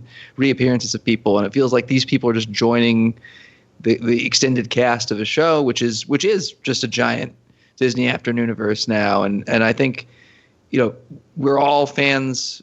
Everyone in that room who was there for DuckTales, whether they were on stage or not, we're all just giant fans of the material. So everyone was freaking out. Like that's one of the things that Lin-Manuel had said. Like he loved all those shows. He felt like all those shows had perfect theme songs, and I think that's just true for most of the people there. And so it was was pretty rad for sure. Now, you all also had some giveaways. Was the poster one of the giveaways, or was that only for people that went to the signing? I don't know. I scrambled to try to figure out where the signing was because I lost the tab that I had open on my phone that told me where it was and couldn't figure it out after they cleared the room, and then ended up having to meet up with a friend. So I missed out on redeeming my ticket. So I didn't get a hat, and I wasn't able to find the poster and go to the signing in time. I did thankfully get the little Funko emoji Scrooge button. So I did get that, which is cool, but I didn't get the extremely cool hat that everyone else got. Well, they are on eBay for like $20-something right now. Not that preposterous, not that prohibitively expensive. Well, they're bidding on it though. It's got 6 days left, so I mean that's true. They're gonna go up high. I've always wanted a DuckTales hat, so I can't believe that they have one now. Yeah. But yeah, that's like my worst nightmare to get a awesome poster at a convention. Because how are you gonna get? It is so hard to get that home without bending it, or you gotta carry it the whole day. I had to carry 2 papyrus individual prints. There's only 88 of them that this guy makes every year. My friend buys them each year, and he bought one for himself, one for me for getting him into the convention. And I had to bring it from San Diego to LA yesterday on 2 trains and a bus. And it was just like you said, I was just like trying to make sure it stayed as nice as possible. And right now I have several Funko Pops trying to flatten them as much as possible, laid out on a table. But no, you're exactly right. Like I've done that before, where I went to a couple of the cool panels at Star Wars Celebration, not this last year, but the previous 2, and got like these exclusive posters that are really rad. I mean, by the time I got them back to the hotel room, even when I tried to do it immediately, they just get all mugged up. Like unless you have a poster tube with you, you're kind of screwed. Yeah, you have to have the tube. One thing I thought was cool about the signing was they invited Tad Stones to sign along with the cast. Yes, unfortunately, I didn't get a chance to say hi, but when I happened to be in the booth that my brother runs, that I used to work at when I was a comics professional, I did see Tad very briefly and tried to get a chance to say hello. I realized he has not ever stopped like influencing my life, because I've gotten the chance to meet him several times. He used to come by the booth every year and chat with my brother, who's the editor-in-chief of Oni Press. He used to chat with us, and we introduced him to our friend and coworker, this guy Chris Schweizer, and now they're like really great friends, and it makes me feel like really cool that I introduced the guy who made up all my favorite cartoon characters as a kid to one of his friends, and who's also a friend of mine, and it's kind of neat. But yeah. But I remember that one of the years that he came and stopped by the booth, he was right before. I mean, it wasn't right before he retired. It was right before he worked on the last couple of projects he worked on, and he was just doing a little bit of freelance stuff. And he said he did storyboards on Bob's Burgers, and it was before the show had started. Mm-hmm. And he was just telling us about it. He's like telling us his favorite character was Kristen Schaal, who was on Gravity Falls and everything, was her character, and he recommended it to us. And now it's something that I watched with my niece and nephew when I was their nanny, and share with them, and something that I watch every week with my girlfriend in reruns, even if it's not new. And it's like it's become part of my life. I'm like, well, I can thank Tad Stones for that one too. He's pretty much responsible for all sorts of great stuff. Yeah, Tad's amazing. I've came across Tad online a couple of years ago. Just before we started working on the podcast, and I was just blown away with his generosity and, just his willingness to interact with fans online. And what's funny though, because not taking anything away from Tad, because he is amazing, but as we've done this and been able to talk with some people in the industry from the Disney Afternoon in the last year, everybody's been that way. And it's so great. It's, we've got a number of people we're looking forward to having on in the future. But I was just thinking today that it's about time we had Tad on again so we can talk some Rescue Rangers, since we know they're coming up on DuckTales. Absolutely. Perfectly timed. And And going back to those hats, I'm gonna share this. I have on my computer a couple of designs that I was working on for DuckTalks with that exact same design with that D and T, because our logo has the T below the D. And I had to enlarge the T to make it kind of match the D a little bit better. And as soon as I saw those hats, I was like, well, crud, there goes that project. Dang it. Because Pirate's been saying he wanted hats. He wanted to figure out how we could do hats. And I was thinking, well, that would be an easy way for us to kind of get the logo on something. And one thing that was cool when I wore our T-shirts to fanboys, people automatically recognized it as DuckTales, and then they would see that it was, a little bit different. Fantastic art from Brian Danger, by the way. But yeah, I got a lot of woo, DuckTales woos as I was walking around. I thought that was awesome. But yeah, there goes that idea. We've got some feedback that we're going to go through, and we've got an extra long episode here. Jared, you got time to go through a few of these with us? Absolutely. All right.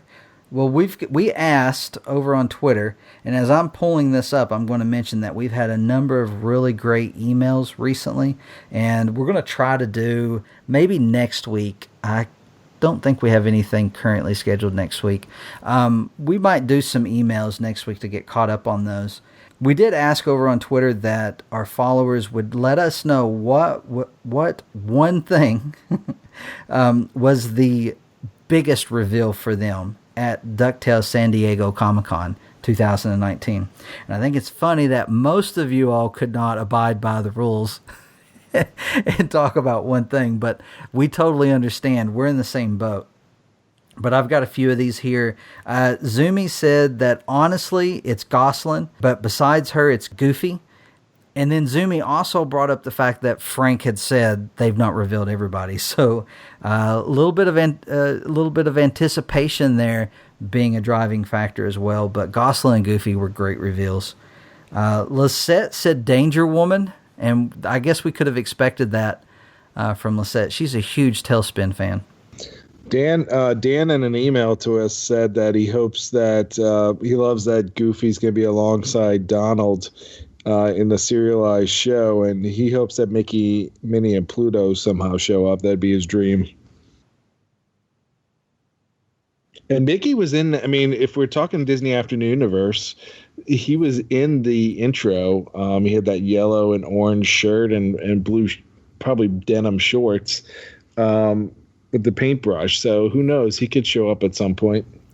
I think if the show does well enough, they might let them bring him in or some type of cameo. I like the storyline people have kind of, the fans have floated around where Mickey's a successful actor, or he's successful at something, and so he's just not been around as much. I think that'd be cool. If nothing else, it'd be neat to see him come in for like the series finale or something. Yes. Kitty Cat. That could be where Donald's rage comes from. He misses his best friend, or the one who took his part. Yeah, he stole something from Donald when he was a little kid. It just ruined his life. Which isn't too far from the truth, because Donald carried the Disney company for a while. Mickey gets all the credit. He gets all the credit. It all started with a mouse, but really it was carried on the back of a duck. Let's be honest. Alexandria Hodge says that she's looking forward to Gyro's backstory in Japan. That's going to be wild. I can't even imagine what's going to happen in that episode. Offui says Gosalyn, Daisy, more 3 cabs, and also that epic end game of Disney Afternoon characters. So talking about, we've seen all the villains are teaming up. We've not really seen all the heroes are teaming up all at once, except the poster implies that. So I think it's safe to say we're getting that kind of group battle. No, I guess there was that one shot in the teaser, wasn't there? I like how I saw a couple of comments that the poster looks like the Super Smash Brothers cover, so that they should make a Disney Afternoon Super Smash Brothers. Sold. Jordan Duke says Magica is back. Definitely excited about Magica. Peter 3000 says all, or it says, what about it all? And they said they were pretty surprised about all the bad guys teaming up in season 2. So yeah, that's a huge surprise. I think we all were expecting that single Glomgold story and the Moonlanders. I was not expecting this massive battle royale to take place. We've got other people talking about the team ups, that being the big reveal. Rafaela says Daisy Duck was one of the big ones, and also Magica. Now, I said a couple of weeks ago, or it might have been last week, I read something. Zumi was our listener of the week, and it was because they introduced Satire, is how I said the name, and I've been corrected. It's not Satire, so I'm guessing it's Satire. So we'll go 2 weeks in a row and see if I can get that name right this week. But Satire says Goofy and Baloo. They are longtime favorite characters, and they're looking forward to having Goof Troop and TailSpin in the show. Still curious about who will be voicing Baloo. Agree. We can't wait to find out if Baloo's going to be in the series and who might voice him. I mean, St. Canard, they've mentioned it so many times on the show already. Can't be that far away from Duckburg, so they could definitely go over there for a couple episodes. Well, in the St. Canard or Cape Suzette? Cape Suzette, that's right. They did say St. Canard once, but yeah, Cape Suzette. They had the pamphlet and then the premiere episode. Yeah, it can't be too far for them to sail pretty quickly, because they were trying to do it and get back before Donald's interview was over, right? Right. And at the same time, when they were moving away, Webby was disappointed. I guess they're moving out of the house. That's enough. But yeah, it's a day trip, I guess. What I was gonna think though, it got me thinking with when you did mention Saint Canard, because in the old comics and everything, when they did establish its location, they said it was across the Audubon Bay Bridge in the Audubon Bay from Duckburg. So it would be extremely close and extremely easy for us to have a lot of episodes featuring a hero centered in St. Canard. I'm going to get this name wrong. At Myro Sofiak. I'm sure I butchered that. I really like this comment. I'm really excited about Daisy. The crew once said that they wanted her to be more than just Girl Donald or Donald's love interest, and I'm glad they finally found a way to do what they wanted. I can't wait to see her in action. And I agree. That's what I'm really excited about the character. I mean, we've got Daisy in other shows, and we've seen other versions of Daisy. I can't wait to see what they do with Daisy, because I think it's going to be perfect. I'm on board. Zarfan Zamp Curry, they included an image of Taurus Bulba and said, "This made me hype." And yes, I can't wait for that story. Kylie says, "I'm so excited to see the Rescue Rangers join the mix. Even though I didn't grow up with a Disney afternoon, I watched Rescue Rangers and absolutely adored it. I can't wait to see how they're incorporated and portrayed in the DuckTales reboot." And that's something we've come across a few times. People who are a little younger than us, who maybe didn't have the Disney afternoon, but they did catch the shows when they were airing on the Disney Channel. And they've still got a fondness for the shows, even though they were, I don't really know when they aired, when they were on the Disney Channel, if that was not an afternoon thing. Or if it was a different block. I guess I need to look into that a little bit more. But when I was nannying, a lot of those shows were on Toon Disney when that was first introduced. Mm-hmm. And that was like in the early 2000s, and they would be on sometimes on all hours of a day. Like I remember, I think one of the very last cartoons to be part of the Disney afternoon was the Hercules show, and it was on sometimes like in the middle of the night. So was Gargoyles, but they did definitely included re-airing Darkwing and DuckTales and all of the big ones. Kaiser Devilier says the Quack Pack reference. I need an explanation. I think we all need an explanation. Mrs. Beakley looks so weird in it. Everyone else doesn't look that weird. Yeah, she's got the classic Binkley hair. Yeah. We've got a lot of mentions of Rescue Rangers and Gosalyn, and Geek B Roll says, since DuckTales is bringing back the Wuzzles, I decided to color Bootleg Potatoes fan art. So Wuzzles was the big reveal that they were excited about. Led to an impromptu coloring of some fan art. So everybody's excited about these, and I like that everybody's got something different that they're most excited about. What about you guys? I know Josh had to drop off his baby time. So, but Pirate and Jared, what are the two things you think you were most excited about from San Diego Comic-Con's reveals? It's a hard question. Right? I mean, Glomtails was great, right?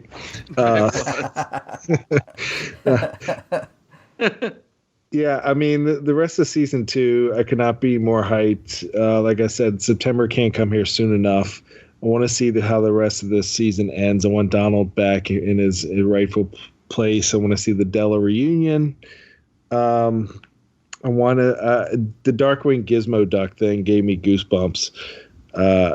Yeah, I'm looking forward to season 2, and then fast forward into season 3 with the Disney After Universe. The show impresses me every day.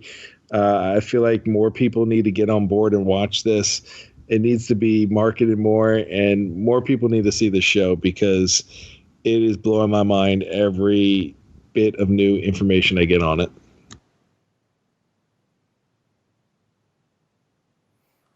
I mostly agree with you completely. What you said, Steven, especially the part about wanting to get more people on board. It just feels like people have to be. This show's so good, and it feels like it should break the tradition of Disney Channel cartoons of only going 4 seasons. We should go at least 5, if not more, because it deserves it. It's that good. And for me, if I had to pick one, I guess, reveal. Seeing Darkwing and Gizmo Duck on screen together was probably, in that trailer, was probably the coolest part for me, for sure. Gosalyn's design was huge. Daisy's huge. Goofy was a really big deal. I don't know. I mean, all of it. Every one of those character reveals was so big and so important. And there's one thing I wanted to tell you guys. I don't know. It's just crazy conspiracy stuff, and I don't know if it's something you want to cut out or whatnot. But it's basically at the other panel I went to that Frank was at. He said something that could have very easily been a slip of the tongue or the way that people speak sometimes, where it's not a literal meaning. But when they were talking about process and how people write for animation, at one point he said that every show he's worked on since DuckTales. And it made me think, if he started developing a show right now as they're finishing working on season 3 and going to probably announce season 4 when season 2 ends and season 3 starts, just like they have. But if you think about how they work in advance, that it's possible that he could be developing a show that would start right after season 4, that they would be able to announce next year, which I think we would all be hoping, with our fingers crossed, might be the beginning of a Darkwing show. And I think it's a pie in the sky hope always, but I can't help but hope that that's what these people do next, because I love them all so much, and I love this world so much. And if it has to end ever, if they have to cancel DuckTales, then I really want them to keep working together on Darkwing. And that's my. If they did Darkwing, I mean, that doesn't mean that Dewey can't appear in Saint Canard or because his buddy Launchpad's there. So true, and I imagine Webby is going to be great friends with Gosalyn. I can't imagine them not getting along. Yeah. And who's to say that DuckTales couldn't become the Disney Channel's Simpsons? I mean, really, what's to say that? Because we've had this conversation with a few people now, and recently online on Twitter. Who's to say that some of the people working on DuckTales haven't already been working on a spinoff series? Because we've seen new people already come on to DuckTales.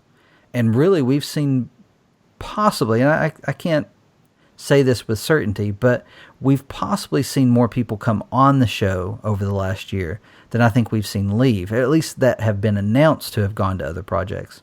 So what if there are other projects, at least one, currently going on at the same time as the development of season 3? I definitely think with Frank having said that in that panel, it is a possibility. Yes, and like who exactly, and who knows how far along it is.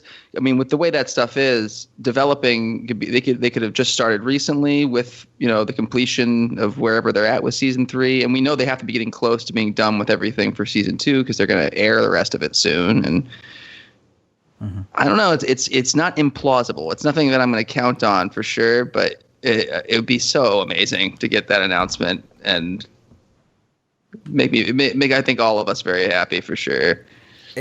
It's something I've been paying attention to and watching to the point that it was my prediction for San Diego Comic-Con, and I was wrong. But if it's something they're working on for Disney Plus, maybe we hear about it at D23. It's possible. I do feel like if it's going to be Frank and or Matt working on it, they're not working on both in the same capacity at the same time, just because like from what they've talked about, it feels like their workload is so excessive. Like recently, Frank mentioned they both had their first vacation, in like over 2 years, over 3 years. Right. And I feel like it's definitely possible that they're working on it. I just don't know about a simultaneous release or if we do, it's possible it'll be, in a couple of years that we'll get season 4 will be out at the same time, or season 5 and the first season of Darkwing. Fingers crossed. Like how amazing would that be to get both those things? Is it possible that the workload has been so heavy during the hiatuses that it's because they've split off and have another project that's also being worked on? Possibly, but you think about something like Gravity Falls, where they released them towards the end as they were finishing them. True. Because it was taking so long, and when they do seem to put a lot of care into every episode. It'd be interesting. It will be interesting to see, in the fullness of time, what they've been working on and everything. And we know that no matter what, these guys are.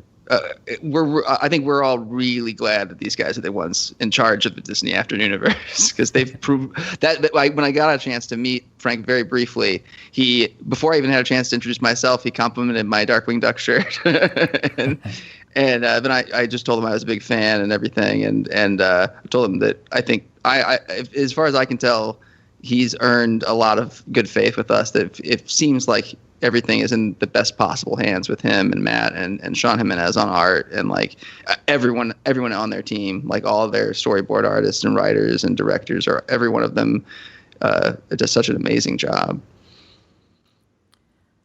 They've got our full faith. No doubt. It's in good hands. I agree. Well, I think that's going to be a pretty full episode for us. San Diego Comic-Con had so much information and reveals that were presented to us. I knew it was going to be a big episode when we talked about it. Jared, thank you for joining us. It's been a lot of fun having you on the podcast. Well, thank you guys for having me. It was a great time being on and talking DuckTales with everybody, and definitely I'm still feeling the hype from that panel and from the con, and it was so much fun for sure, and I cannot wait for whatever day in September it happens to come back. Whenever in September. So where can people follow you if they wanted to keep up with your fandom? I am at this point largely posting about DuckTales on Twitter as iSnowNothin', and I'm on Instagram not really very often. I think I've been encouraged to post more now that I have been drawing a lot of DuckTales art by some of my friends who say that Instagram is great for sharing art.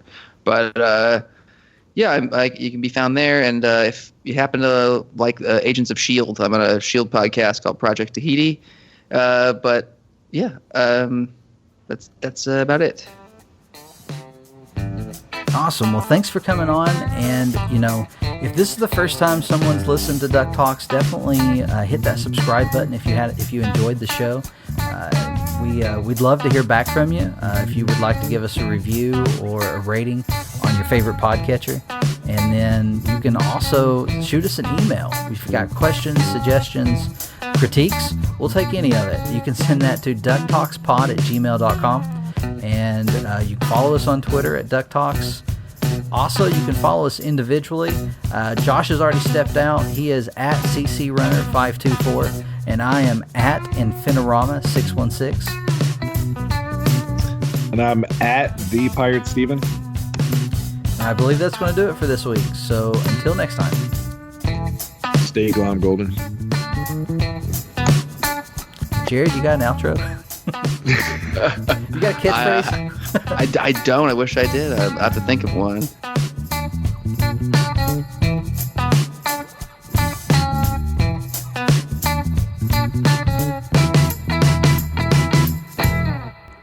DuckTalks is intended for entertainment and information purposes only. Any sounds or audio clips played on this podcast are the property of their copyright holders. It's the week of Monday, July 22nd, and you're listening to episode 74 of DuckTalks. I have to check myself on that. I don't even know if that's true. It might be 73. I don't know. I think it might be 73, actually. No, 73 was the last one. You're the one that edits them. I know, but I don't typically have to listen to that more than 4 times on my 4 different takes. Jerry's like, what did I get myself into? Nothing. All right, here we go. Let me get a sip. This week's episode of Duck Talks is sponsored by Peach Bubbly. We had one duck merch, one thing we'll consider duck merch. Actually, I guess both of these are, because I think, anyway, let me toss that out. Oh man, I get no payoff. All right, I got Josh to laugh, so now I get to cut that in.